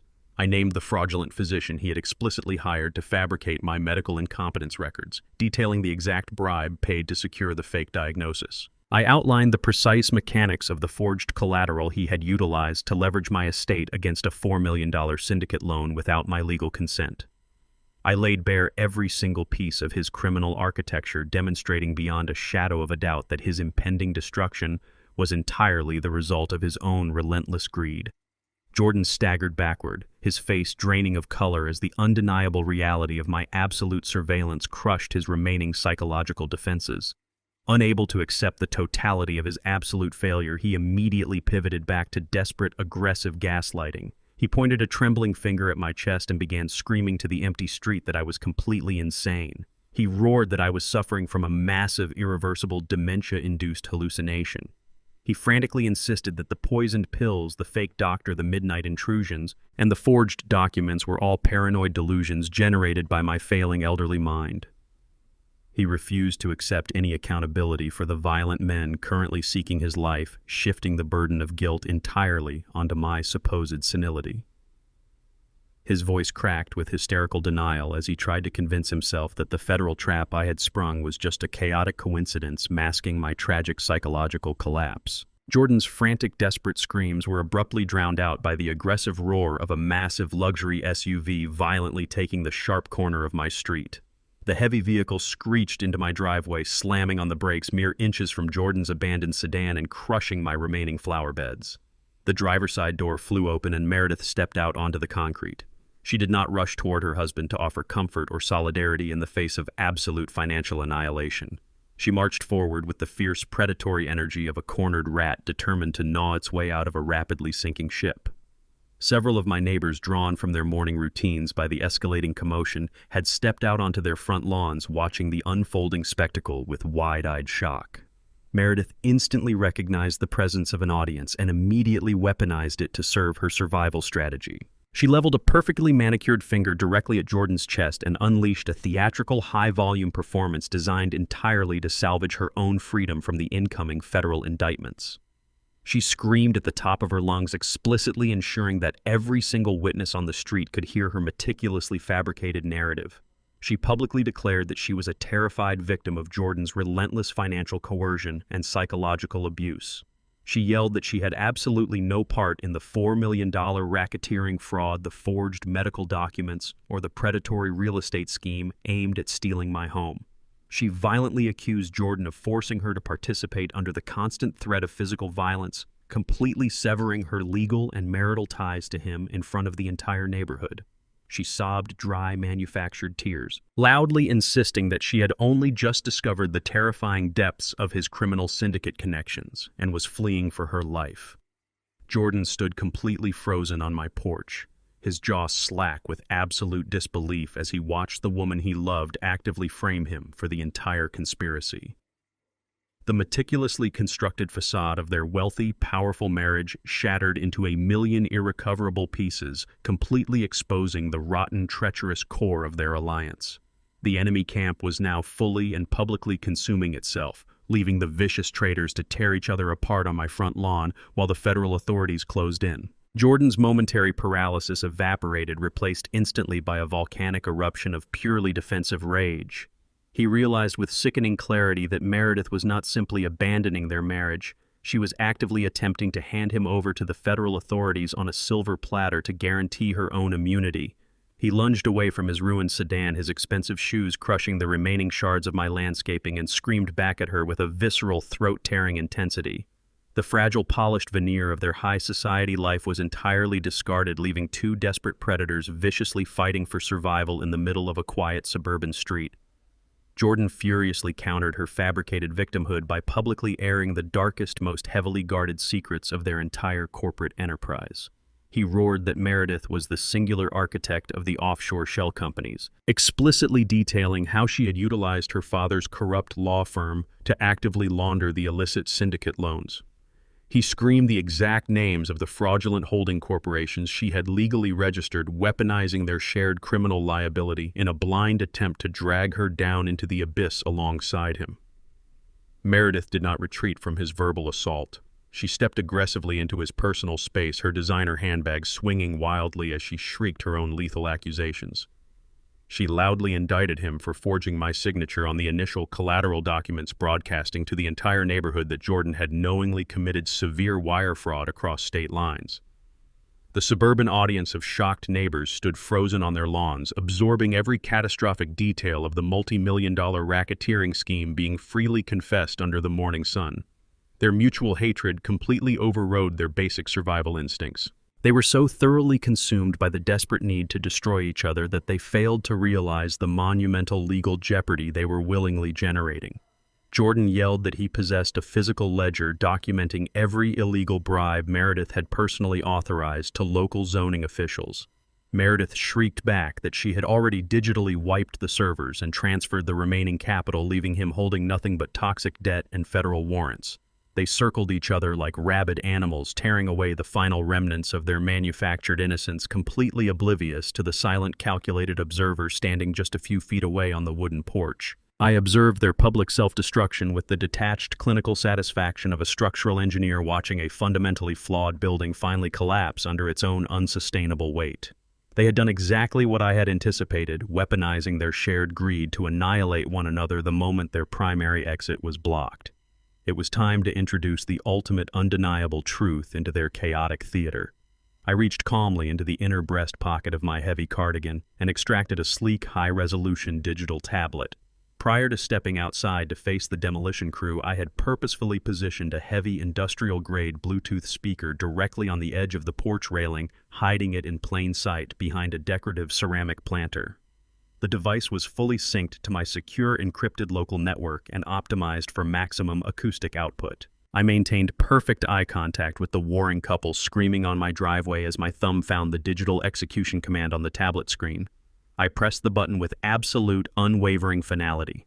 The crystal-clear, high-fidelity audio recording from the night of the clandestine office break-in erupted from the heavy speaker, instantly overpowering their vicious argument. The volume was deafening, projecting Meredith's arrogant conspiratorial whispers across the entire neighborhood.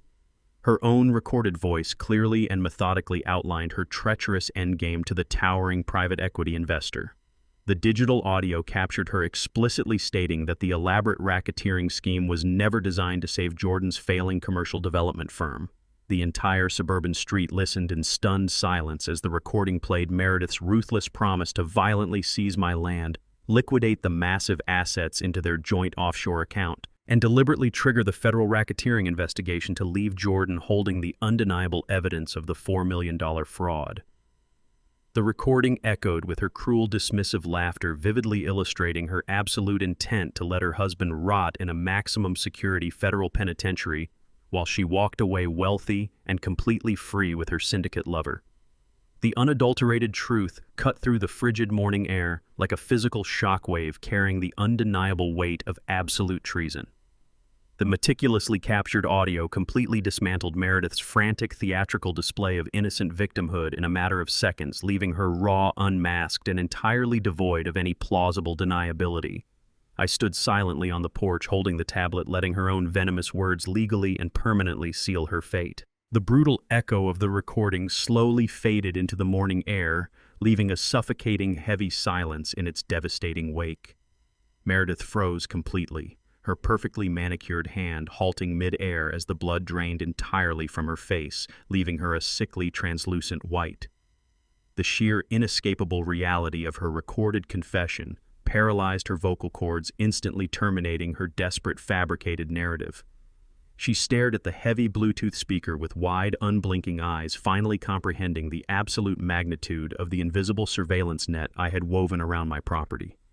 Jordan stood absolutely rigid, his chest heaving violently as the audio confirmed the crushing reality of his total isolation. The raw, undeniable proof of his wife's malicious infidelity and coordinated financial betrayal snapped the final fragile thread of his psychological restraint. His expression contorted into a mask of pure, unadulterated fury. He let out a ragged, guttural roar and lunged directly toward Meredith with blind, murderous intent, entirely consumed by the violent urge to destroy the woman who had engineered his total annihilation. Before his outstretched hands could reach her throat, the sharp, piercing wail of multiple heavy police sirens violently sliced through the suburban quiet. The deafening sound of approaching law enforcement rapidly multiplied, echoing from both ends of the street, as a fleet of federal and local vehicles aggressively swarmed the neighborhood perimeter. As the sirens grew exponentially louder, the heavy oak door of my historic home opened wider. Elliot stepped calmly out onto the wooden porch, standing shoulder to shoulder with me. He did not look surprised or alarmed by the chaotic escalation. He held a secure encrypted cellular phone in his right hand, the screen brightly indicating an active ongoing call. He looked directly down at Jordan and Meredith, his seasoned corporate litigator's face devoid of any basic human sympathy. He projected his voice with crisp legal authority, explicitly informing the two traders that he had maintained a live open communication line with the lead agents of the Federal Racketeering Task Force for the past 20 minutes. The federal investigators had sat in absolute silence, legally recording every single desperate screaming confession and highly classified corporate secret the husband and wife had just viciously hurled at each other across my driveway. The net had officially and irrevocably closed around them. The wail of the sirens morphed from a distant warning into an overwhelming physical vibration as 4 heavy police cruisers aggressively jumped the curb and surrounded my property, sealing off the street completely. Their blinding red and blue strobe lights painted the shattered remnants of my front lawn, casting long, erratic shadows across Jordan and Meredith's frozen figures. Before the vehicles had even come to a complete halt, doors were thrown open and a highly coordinated squad of federal agents and local detectives swarmed the driveway. They moved with absolute tactical precision, their sidearms unholstered and leveled directly at the 2 people who had just spent the last 20 minutes screaming their confessions to the entire neighborhood. The lead detective, a towering man wearing a hardened tactical vest, stepped forward from the defensive perimeter. He did not hesitate or offer any polite warnings. He shouted his commands with a booming, authoritative voice that completely shattered whatever remained of the morning's quiet. He ordered Jordan and Meredith to drop to their knees and place their hands behind their heads, explicitly identifying them as the primary targets of a massive multi-agency federal sting operation. Meredith visibly trembled, her designer shoes rooted to the asphalt as if she had turned to stone. Jordan's eyes darted frantically around the perimeter, hopelessly searching for a gap in the barricade that did not exist. The lead detective did not wait for compliance. He marched directly up to them, holding a thick stack of authorized documents, and loudly presented the immediate unsealable warrants for their arrest. He recited the charges with brutal, terrifying clarity, officially indicting them for major wire and bank fraud, severe financial elder abuse, and an active conspiracy to commit murder. The words hung in the cold air, completely validating every single piece of evidence I had meticulously gathered over the past few weeks. The tactical officers closed the net flanking the driveway to cut off any remaining avenue of escape. The sheer magnitude of the law enforcement response made it abundantly clear that this was not a simple local dispute over a misunderstood property deed. It was the absolute catastrophic culmination of their criminal enterprise. The overwhelming display of federal power instantly neutralized their aggressive posturing, transforming the arrogant corporate predators into completely trapped, terrified suspects facing the absolute destruction of their freedom. The crushing weight of the federal charges finally broke the last remaining pillar of Jordan's manufactured bravado. He physically collapsed under the sheer pressure of his impending reality, his legs giving out completely as he fell to his knees right in the center of the ruined driveway.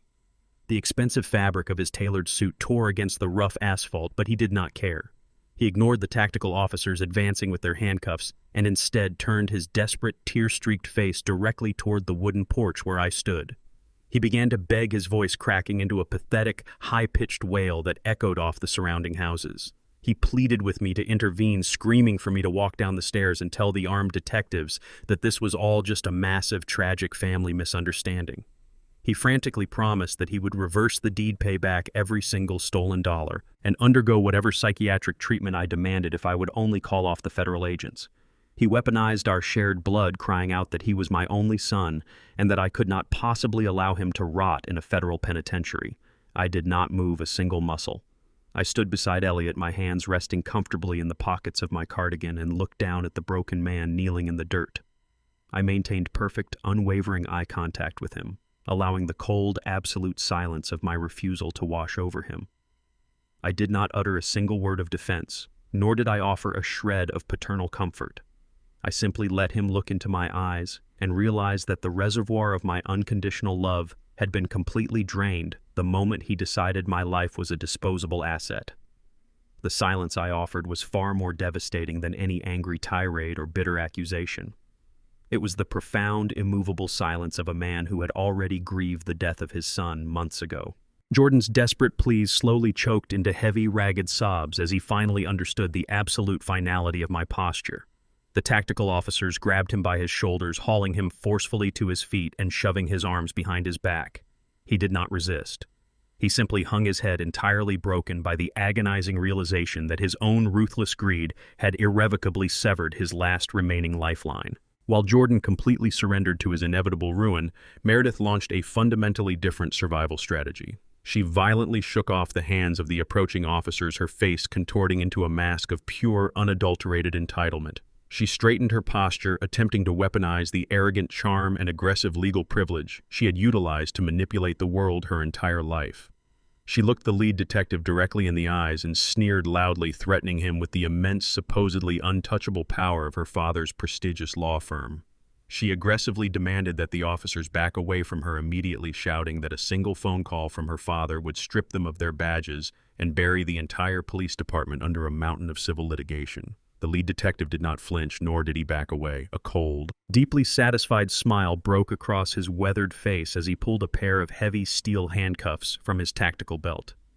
He informed Meredith, his voice projecting clearly across the quiet suburban street, that her threats were entirely obsolete. He revealed with brutal precision that exactly 30 minutes prior to their arrival at my property, a separate, highly coordinated team of FBI agents had violently raided her father's downtown legal headquarters. He explicitly detailed how the federal authorities had used the fraudulent notary stamps she had affixed to my eviction notice to secure the immediate federal warrants. The entire law firm was currently being dismantled, its servers confiscated, and her father arrested for facilitating a massive racketeering syndicate. Meredith's jaw dropped, her arrogant facade shattering instantly as the horrifying reality of her total exposure crashed down upon her. The untouchable legal shield she had hidden behind her entire life had been completely pulverized by her own reckless hubris. She stood completely paralyzed, unable to formulate a single word of defense or denial as the detective stepped forward. The heavy steel handcuffs closed around her wrists with a sharp, echoing click, locking her permanently into the devastating consequences of her betrayal. The officers forcefully guided both Meredith and Jordan into the back of separate, heavily armored police cruisers, slamming the doors shut on their former lives of privilege and power. The flashing strobe lights slowly pulled away from the curb, carrying the traitors directly toward their federal holding cells. However, as I watched the taillights disappear down the street, I knew the battle was not entirely over. The immediate physical threat was effectively neutralized, but the vicious corporate war to reclaim my stolen company had only just begun. Exactly 21 days after the flashing federal sirens faded from my quiet suburban street, the sprawling criminal empire my son had attempted to build collapsed completely into terminal bankruptcy. The subsequent 3 weeks were a relentless, highly structured sequence of tactical legal maneuvers. I spent my mornings inside the secure, heavily guarded conference rooms of the federal prosecutor's office, meticulously cataloging the massive mountain of surveillance footage, encrypted audio files, and fraudulent digital signatures I had compiled. Jordan's once prestigious commercial development company did not simply fail. It was violently dismantled by forensic accountants. Deprived of the stolen capital he desperately needed to satisfy his offshore lenders, his creditors descended like a flock of starving vultures, aggressively seizing his luxury vehicles, his downtown penthouse, and every remaining corporate asset tied to his name. He sat in a federal holding cell, entirely isolated, denied bail due to the severe flight risk and the sheer gravity of the racketeering and elder abuse charges. The catastrophic fallout, however, extended far beyond my treacherous son and his deceitful wife. The irrefutable high-definition evidence I handed directly to the federal task force served as the ultimate catalyst for a massive multi-agency probe into the private equity syndicate. The recorded conversation between Meredith and the investor, explicitly detailing their offshore liquidation mechanics, provided the FBI with the exact digital roadmap required to execute a highly coordinated series of violent midnight raids. The ruthless syndicate boss who had arrogantly threatened to execute Jordan on my front porch found his entire illicit financial network frozen, his armed enforcers arrested, and his shell companies subjected to devastating federal indictments. The criminal predators who had viewed my historic property as an easy target were now suffocating under the crushing weight of the absolute justice I had engineered. Every single traitor who had participated in the conspiracy to strip away my dignity and my legacy was securely locked behind heavy iron bars, completely stripped of their power, their wealth, and their freedom. The immediate physical threat to my life had been permanently neutralized, leaving the battlefield completely clear for me to execute the final absolute phase of the corporate war. I sat in the plush leather chair of Elliot's high-rise corner office, looking out through the floor-to-ceiling windows at the sprawling commercial district of the city. The heavy oak table between us was completely covered in pristine, legally binding acquisition proposals. The spectacular public implosion of Jordan's development firm and the subsequent federal seizure of the surrounding syndicate properties had created a massive, highly coveted vacuum in the downtown real estate market. My historic brick house and the adjacent empty lots initially targeted for a violent corporate takeover were suddenly recognized as the absolute epicenter of the city's future economic expansion. Within days of the arrests, the most aggressive and wealthy corporate conglomerates in the state began flooding Elliot's secure communication channels with increasingly desperate astronomical financial offers. They presented certified documents promising tens of millions of dollars in immediate, liquid capital, entirely desperate to secure the prime real estate for their own towering skyscrapers and lucrative commercial plazas. Elliot sat quietly across from me, analytically scanning the staggering numerical figures printed on the heavy parchment, fully aware that a single stroke of my brass pen would instantly generate a level of wealth that most men could only fathom in their wildest dreams. The corporate representatives pacing nervously in the marble lobby below fully expected me to eagerly accept the massive payout, arrogantly assuming I was simply a tired, traumatized old man eager to cash out and retreat into a quiet, peaceful retirement. They fundamentally misunderstood the true nature of the battlefield and the absolute depth of my strategic vision. I did not even bother to pick up the pen resting beside the towering stack of lucrative contracts. I looked calmly at Elliot, pushing the multi-million-dollar proposals away with a single dismissive sweep of my hand. I verbally rejected every single corporate offer, instructing my seasoned attorney to permanently close the bidding war. The arrogant developers and the greedy conglomerates believed that the true value of my legacy was buried in the dirt beneath my house. They were entirely oblivious to the staggering reality that my ultimate leverage was never tied to the physical soil they so desperately wanted to purchase. I stood up from the leather executive chair and walked slowly toward the heavy reinforced steel vault secured seamlessly into the rich mahogany paneling of Elliot's office wall. Elliot engaged the complex biometric locking mechanism, the heavy metallic tumblers clicking loudly before the thick steel door swung open to reveal the completely untouched climate-controlled interior. I reached inside and retrieved a sleek, heavily armored titanium briefcase, placing it gently onto the center of the conference table. When I snapped the dual brass locks open, I did not reveal stacks of bearer bonds, offshore bank routing numbers, or physical property deeds. The briefcase contained a perfectly preserved, immaculate archive of highly classified original structural engineering patents. Exactly 40 years ago, my late wife Josephine and I had meticulously designed the foundational steel lattice frameworks and advanced seismic absorption mechanics that literally held the entire commercial district of the city together. We had silently and legally registered the intellectual property through an impenetrable maze of anonymous trust funds, ensuring that every single skyscraper, corporate plaza, and modern development in the skyline owed a massive, inescapable licensing royalty to our estate. Jordan and his ruthless corporate allies had spent months attempting to steal a fragile $4 million piece of dirt, entirely unaware that I legally owned the absolute intellectual rights to the very steel supporting their banking institutions and their corrupt law firms. I pulled the master patent ledger from the briefcase, instructing Elliot to instantly execute the devastating financial payload Josephine and I had engineered decades prior. We initiated a massive, perfectly legal corporate recall, triggering aggressive retroactive royalty collections against the parent companies of every single entity that had attempted to participate in my destruction. It was not a simple act of petty revenge. It was a total structural obliteration of their remaining corporate legacy. The financial institutions that had facilitated the fraudulent loans, the development firms that had sent demolition crews to my porch, and the syndicate-backed holding companies would all be crushed under the staggering weight of 40 years of accumulated, legally binding patent debt. I walked back toward the panoramic window looking out over the towering steel skyline I had helped create, knowing I had just delivered the ultimate, inescapable financial shockwave that would permanently erase my enemies from the city. The grand mahogany doors of the federal courthouse swung open exactly 21 days after the simultaneous arrests of my son and his treacherous wife. We were gathered for a preliminary evidentiary hearing, a procedural formality that Meredith's father, the imposing patriarch of the now crippled law firm, attempted to completely hijack.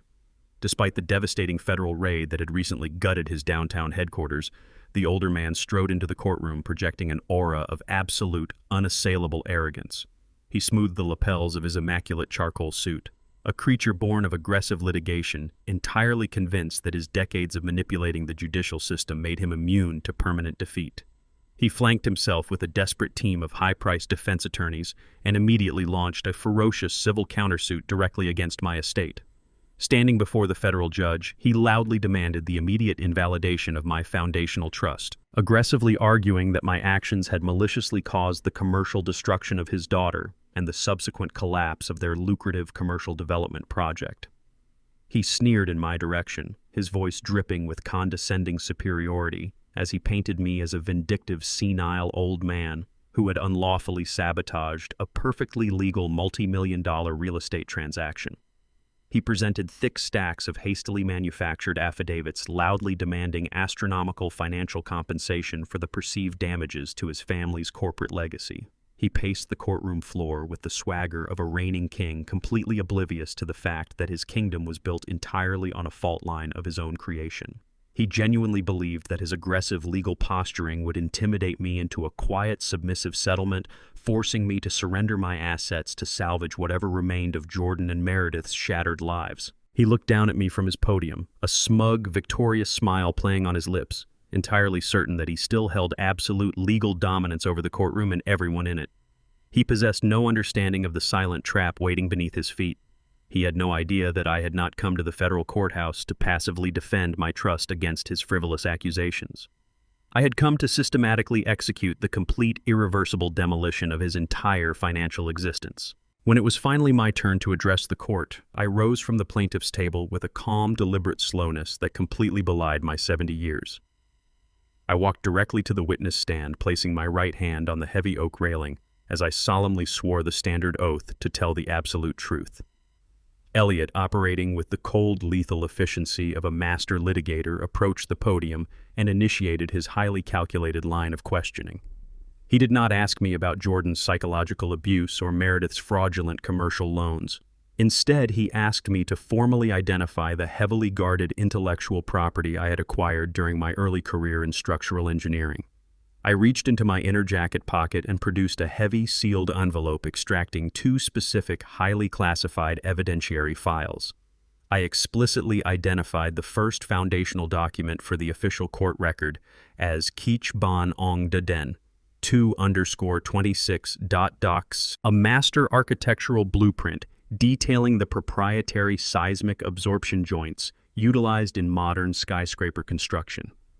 I then presented the corresponding legal addendum formally referencing the file named Kich Bon Ong Da Den Mao 1_26.docx verbatim for the judge's immediate review. I explained to the completely silent courtroom that my late wife Josephine and I had meticulously designed and legally patented the exact foundational steel supports that currently anchored the city's entire commercial district to the bedrock. Elliot turned toward Meredith's father, who was suddenly gripping the edge of his defense table with white knuckles, and asked me to explicitly name the parent corporations utilizing these specific structural patents. I looked directly into the patriarch's wide, terrified eyes and listed every single one of his shell companies, his holding groups, and his prestigious commercial real estate conglomerates. I revealed with surgical precision that I personally owned the fundamental liability patents for the foundational steel holding up the massive towering skyscrapers that constituted the absolute entirety of his remaining corporate wealth. He did not truly own the buildings. He merely leased their structural integrity directly from my private estate. The patriarch's smug, arrogant smile instantly evaporated, replaced by a mask of sheer, unadulterated terror as the monumental implications of my sworn testimony crashed violently over his legal team. The previously invincible lawyer suddenly realized he was standing inside a skyscraper built entirely upon patents I exclusively controlled. Elliot did not allow the desperately scrambling defense team a single second to recover from the devastating revelation. He immediately projected the central licensing agreement onto the massive digital monitors mounted inside the federal courtroom. I directed the judge's undivided attention to a specific, heavily fortified legal clause embedded deeply within the original 40-year-old patent structure. The legal terms were brutally clear, ruthlessly enforced, and completely non-negotiable. I explained to the court that the foundational liability warranties, the absolute essential legal guarantees required to ensure any commercial skyscraper against catastrophic structural failure, were strictly contingent upon maintaining a flawless, non-combative corporate relationship with the original patent holder. I pointed a steady, unwavering finger directly at Meredith's trembling father and stated that by knowingly participating in a fraudulent conspiracy to strip my private assets and aggressively attacking my medical competence in a federal court, he had fundamentally breached the core covenant of the licensing agreement. By attempting to legally declare me insane, his law firm had unilaterally and instantly invalidated the structural integrity warranties on every single one of their own commercial buildings. The federal judge carefully reviewed the physical documents, his eyes widening in absolute shock as he grasped the legal mechanics. The immediate financial cascade effect was totally apocalyptic. Without a valid structural warranty from the primary patent holder, the massive commercial insurance policies covering the patriarch's entire sprawling real estate empire were instantly and completely voided. No global insurance company on the planet would underwrite a towering commercial skyscraper lacking certified foundational liability. Without active valid insurance, his multi-million-dollar commercial mortgages fell into immediate catastrophic default. I watched with profound, quiet satisfaction as the patriarch physically collapsed into his leather chair, violently gasping for breath while his panicked attorneys frantically hammered at their cellular phones, desperately trying to salvage their rapidly dying firm. Within minutes of my sworn testimony, the automated federal banking systems reacted to the voided warranties, immediately freezing every single corporate asset tied to his family name. The towering skyscrapers that represented his family's generations of immense wealth were legally rendered completely worthless, uninsurable steel husks. He had walked into the federal courtroom believing he could easily steal my modest historic brick home, and in return, I had completely eradicated his entire multi-billion-dollar skyline. The arrogant patriarch Meredith and Jordan were left utterly destitute, entirely stripped of every single ounce of power they had ever possessed. The crisp morning air settled peacefully over the restored oak boards of my front porch as I sat with a hot cup of black coffee and the daily newspaper. The frantic chaos that had violently disrupted this historic neighborhood weeks prior was now nothing more than a fading memory, replaced by the enduring resilience of the brick facade I had successfully defended. I turned a page of the financial section, noting a small article detailing the catastrophic liquidation of a formerly prominent downtown law firm and the impending federal trials of its disgraced executives. The absolute serenity of the moment was suddenly pierced by the sharp mechanical ringing of my cellular phone resting on the iron table beside me. I glanced at the glowing screen, instantly recognizing the automated prompt of an incoming collect call originating directly from the federal detention center. I picked up the device and accepted the charges with a steady, unhurried motion, bringing the speaker to my ear. Jordan's voice immediately burst through the connection, completely stripped of its former corporate arrogance and reduced to a pathetic, ragged whine. He was sobbing uncontrollably, his breaths hitching in a frantic rhythm as he begged me to post his massive federal bail. He babbled about the terrifying conditions of his heavily guarded cell, screaming that his public defender was useless and that prosecutors were threatening him with decades in a maximum security penitentiary. When his initial demands failed to elicit a single sound of sympathy from my end of the line, his desperation mutated into a deeply manipulative, highly calculated emotional assault. He played the ultimate victim card, weaponizing the sacred memory of his late mother in a sickening attempt to manufacture unearned guilt.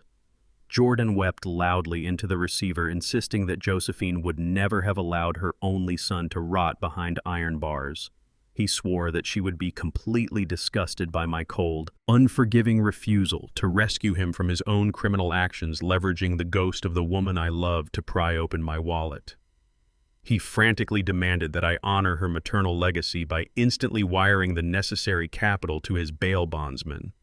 He painted himself as a misguided child who had simply made a few terrible business decisions, entirely refusing to acknowledge the profound malice required to actively orchestrate the psychological and financial destruction of his own flesh and blood. I listened to the entire pathetic plea without interrupting a single syllable, holding the phone perfectly still as his frantic voice echoed in my ear. I did not sigh. I did not offer any verbal indication of anger, and I certainly did not display the slightest flicker of the profound sorrow that had once defined my paternal existence. I simply allowed him to exhaust his entire reservoir of manipulative tactics, waiting patiently as his frantic sobbing slowly dissolved into heavy, desperate gasps for air. He was waiting for the familiar, comforting sound of my unconditional surrender, fully expecting the lifetime of paternal programming to finally override my logical judgment. Instead, he was met with the vast, freezing expanse of my absolute indifference. When the line fell quiet, save for the mechanical hum of the prison's automated recording system, I finally spoke. My voice lacked any trace of the terrified, trembling old man he had so eagerly terrorized just weeks prior. I spoke with absolute, chilling clarity, ensuring that every single word carried the undeniable weight of a permanent judicial sentence. You called every Sunday to ensure I was defenseless. I stated, the cold resonance of my tone stripping away the very last of his manufactured illusions. You succeeded in isolating yourself instead. Do not call this number again. I did not wait for his inevitable screaming rebuttal, nor did I offer any further explanation to soften the devastating blow of his total abandonment. I simply lowered the phone from my ear and pressed the red button, instantly terminating the connection. With that single deliberate motion of my thumb, I legally, financially, and emotionally severed the biological tie that had bound us together for 35 years. I blocked his federal identification number within the cellular system, guaranteeing that his voice would never again penetrate the reinforced boundaries of my quiet life. I placed the phone face down on the wrought iron table and picked up my coffee cup, taking a slow, steady sip of the dark roast. My heart did not race and my hands did not shake. The crushing, suffocating weight of parental obligation that had anchored me to a ruthless predator had been entirely lifted, leaving me lighter, sharper, and completely unburdened. I looked out over my pristine front lawn, breathing in the fresh morning air, knowing that the agonizing chapter of my ultimate betrayal was permanently closed forever. Exactly 1 year later, the harsh metallic roar of aggressive demolition machinery had been entirely replaced by the gentle melodic hum of a vibrant community celebration. I walked slowly down the same pristine suburban street I had once staunchly defended from Jordan's violent bulldozers, my hands tucked comfortably into the pockets of the same worn, familiar cardigan I had worn during my darkest hours of manufactured vulnerability. I arrived at the sprawling, meticulously landscaped corner lot that had previously served as the epicenter of the bitter corporate war. Rising proudly from the very soil that the corrupt syndicate had so desperately attempted to steal, stood a beautiful, state-of-the-art architectural masterpiece. The sleek, modern structure was constructed with the exact proprietary seismic steel framing Josephine and I had designed decades ago, serving as an impenetrable fortress of safety. Above the grand glass entrance, heavy bronze letters clearly spelled out the facility's official designation, the Josephine Wright Center for Elder Care. It was a fully funded premium living facility exclusively dedicated to protecting and housing vulnerable seniors who had survived severe financial and emotional family abuse. Every single brick, every piece of advanced medical equipment, and the massive foundational trust required to keep the center completely free of charge for its residents had been paid for entirely by the silent, overwhelming wealth I had unleashed upon the city's corrupt corporate skyline. I stood quietly near the back of the lively crowd gathered for the official grand opening, entirely unnoticed by the local politicians and the cheerful facility directors cutting the ceremonial red ribbon. I watched the elderly residents smiling as they were escorted into their secure, luxurious new homes, knowing that they would never face the terrifying threat of eviction coercion or financial manipulation. They were permanently shielded by the sheer, unassailable power of the intellectual property that had brought a corrupt billionaire to his knees. I turned away from the cheering crowd and began the short walk back to my own historic brick house, the crisp autumn wind brushing past my face. I did not need public recognition, nor did I desire any grand corporate accolades for the multi-million-dollar philanthropic empire I had successfully established. I possessed the absolute certainty that the legacy Josephine and I built together was permanently secured. The predators were locked away in concrete cells, the vulnerable were fiercely protected, and the profound, enduring order of my life was finally and flawlessly restored. The crisp morning air settled peacefully over the restored oak boards of my front porch as I sat with a hot cup of black coffee and the daily newspaper. The frantic chaos that had violently disrupted this historic neighborhood weeks prior was now nothing more than a fading memory, replaced by the enduring resilience of the brick facade I had successfully defended. I turned a page of the financial section, noting a small article detailing the catastrophic liquidation of a formerly prominent downtown law firm and the impending federal trials of its disgraced executives. Resting on the table beside my coffee was the final disposition dossier from Elliot, officially designated in our legal archives as Keech Ban Ong Da Den 2_28.docx, alongside its corresponding evidentiary addendum Keech Ban Ong Da Den Mao 1_28.docx. The absolute serenity of the moment was suddenly pierced by the sharp mechanical ringing of my cellular phone. I glanced at the glowing screen, instantly recognizing the automated prompt of an incoming collect call originating directly from the Federal Detention Center. I picked up the device and accepted the charges with a steady, unhurried motion, bringing the speaker to my ear. Jordan's voice immediately burst through the connection, completely stripped of its former corporate arrogance and reduced to a pathetic, ragged whine.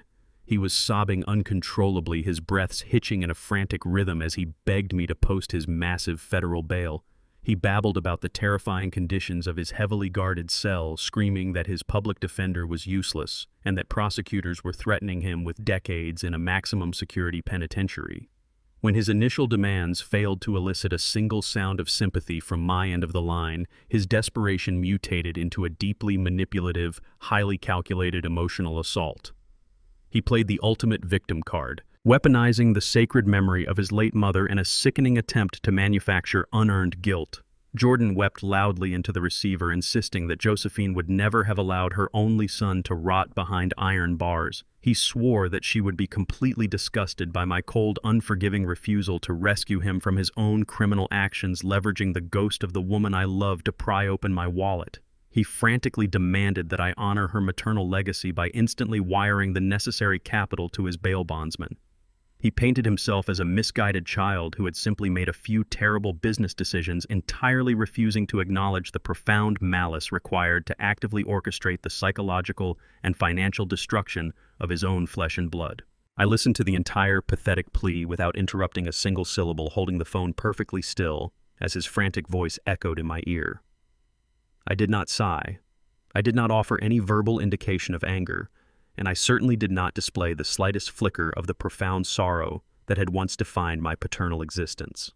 I simply allowed him to exhaust his entire reservoir of manipulative tactics, waiting patiently as his frantic sobbing slowly dissolved into heavy, desperate gasps for air. He was waiting for the familiar, comforting sound of my unconditional surrender, fully expecting the lifetime of parental programming to finally override my logical judgment. Instead, he was met with the vast, freezing expanse of my absolute indifference. When the line fell quiet, save for the mechanical hum of the prison's automated recording system, I finally spoke. My voice lacked any trace of the terrified, trembling old man he had so eagerly terrorized just weeks prior. I spoke with absolute, chilling clarity, ensuring that every single word carried the undeniable weight of a permanent judicial sentence. You called every Sunday to ensure I was defenseless. I stated, the cold resonance of my tone stripping away the very last of his manufactured illusions. You succeeded in isolating yourself instead. Do not call this number again. I did not wait for his inevitable screaming rebuttal, nor did I offer any further explanation to soften the devastating blow of his total abandonment. I simply lowered the phone from my ear and pressed the red button, instantly terminating the connection. With that single deliberate motion of my thumb, I legally, financially, and emotionally severed the biological tie that had bound us together for 35 years. I blocked his federal identification number within the cellular system, guaranteeing that his voice would never again penetrate the reinforced boundaries of my quiet life. I placed the phone face down on the wrought iron table and picked up my coffee cup, taking a slow, steady sip of the dark roast. My heart did not race and my hands did not shake. The crushing, suffocating weight of parental obligation that had anchored me to a ruthless predator had been entirely lifted, leaving me lighter, sharper, and completely unburdened. I looked out over my pristine front lawn, breathing in the fresh morning air, knowing that the agonizing chapter of my ultimate betrayal was permanently closed forever. Exactly 1 year later, the harsh, metallic roar of aggressive demolition machinery had been entirely replaced by the gentle, melodic hum of a vibrant community celebration. I walked slowly down the same pristine suburban street I had once staunchly defended from Jordan's violent bulldozers, my hands tucked comfortably into the pockets of the same worn, familiar cardigan I had worn during my darkest hours of manufactured vulnerability. I arrived at the sprawling, meticulously landscaped corner lot that had previously served as the epicenter of the bitter corporate war. Rising proudly from the very soil that the corrupt syndicate had so desperately attempted to steal stood a beautiful, state-of-the-art architectural masterpiece. The sleek modern structure was constructed with the exact proprietary seismic steel framing Josephine and I had designed decades ago, serving as an impenetrable fortress of safety. Above the grand glass entrance, heavy bronze letters clearly spelled out the facility's official designation. The Josephine Wright Center for Elder Care was a fully funded premium living facility exclusively dedicated to protecting and housing vulnerable seniors who had survived severe financial and emotional family abuse. Every single brick, every piece of advanced medical equipment, and the massive foundational trust required to keep the center completely free of charge for its residents had been paid for entirely by the silent, overwhelming wealth I had unleashed upon the city's corrupt corporate skyline. I stood quietly near the back of the lively crowd gathered for the official grand opening, entirely unnoticed by the local politicians and the cheerful facility directors cutting the ceremonial red ribbon. I watched the elderly residents smiling as they were escorted into their secure, luxurious new homes, knowing that they would never face the terrifying threat of eviction coercion or financial manipulation. They were permanently shielded by the sheer, unassailable power of the intellectual property that had brought a corrupt billionaire to his knees. I turned away from the cheering crowd and began the short walk back to my own historic brick house, the crisp autumn wind brushing past my face. I did not need public recognition, nor did I desire any grand corporate accolades for the multi-million-dollar philanthropic empire I had successfully established. I possessed the absolute certainty that the legacy Josephine and I built together was permanently secured. The predators were locked away in concrete cells, the vulnerable were fiercely protected, and the profound, enduring order of my life was finally and flawlessly restored. True family is defined by mutual respect and unyielding loyalty, not merely by the accident of biological connection. When greed and entitlement corrupt those closest to us, we must possess the profound courage to sever toxic ties without hesitation or guilt. Kindness should never become a weapon used against the giver. Authentic strength lies in recognizing our own worth and refusing to be sacrificed for another's selfish ambition. Ultimately, absolute peace is achieved not by endlessly appeasing abusers, but by decisively establishing impenetrable boundaries, protecting our legacy, and redirecting our resources to uplift those who truly appreciate our generous care. If you found this story inspiring, please subscribe to the channel, leave a comment sharing your thoughts on Edison's ultimate revenge, and hit the like button to support more empowering stories.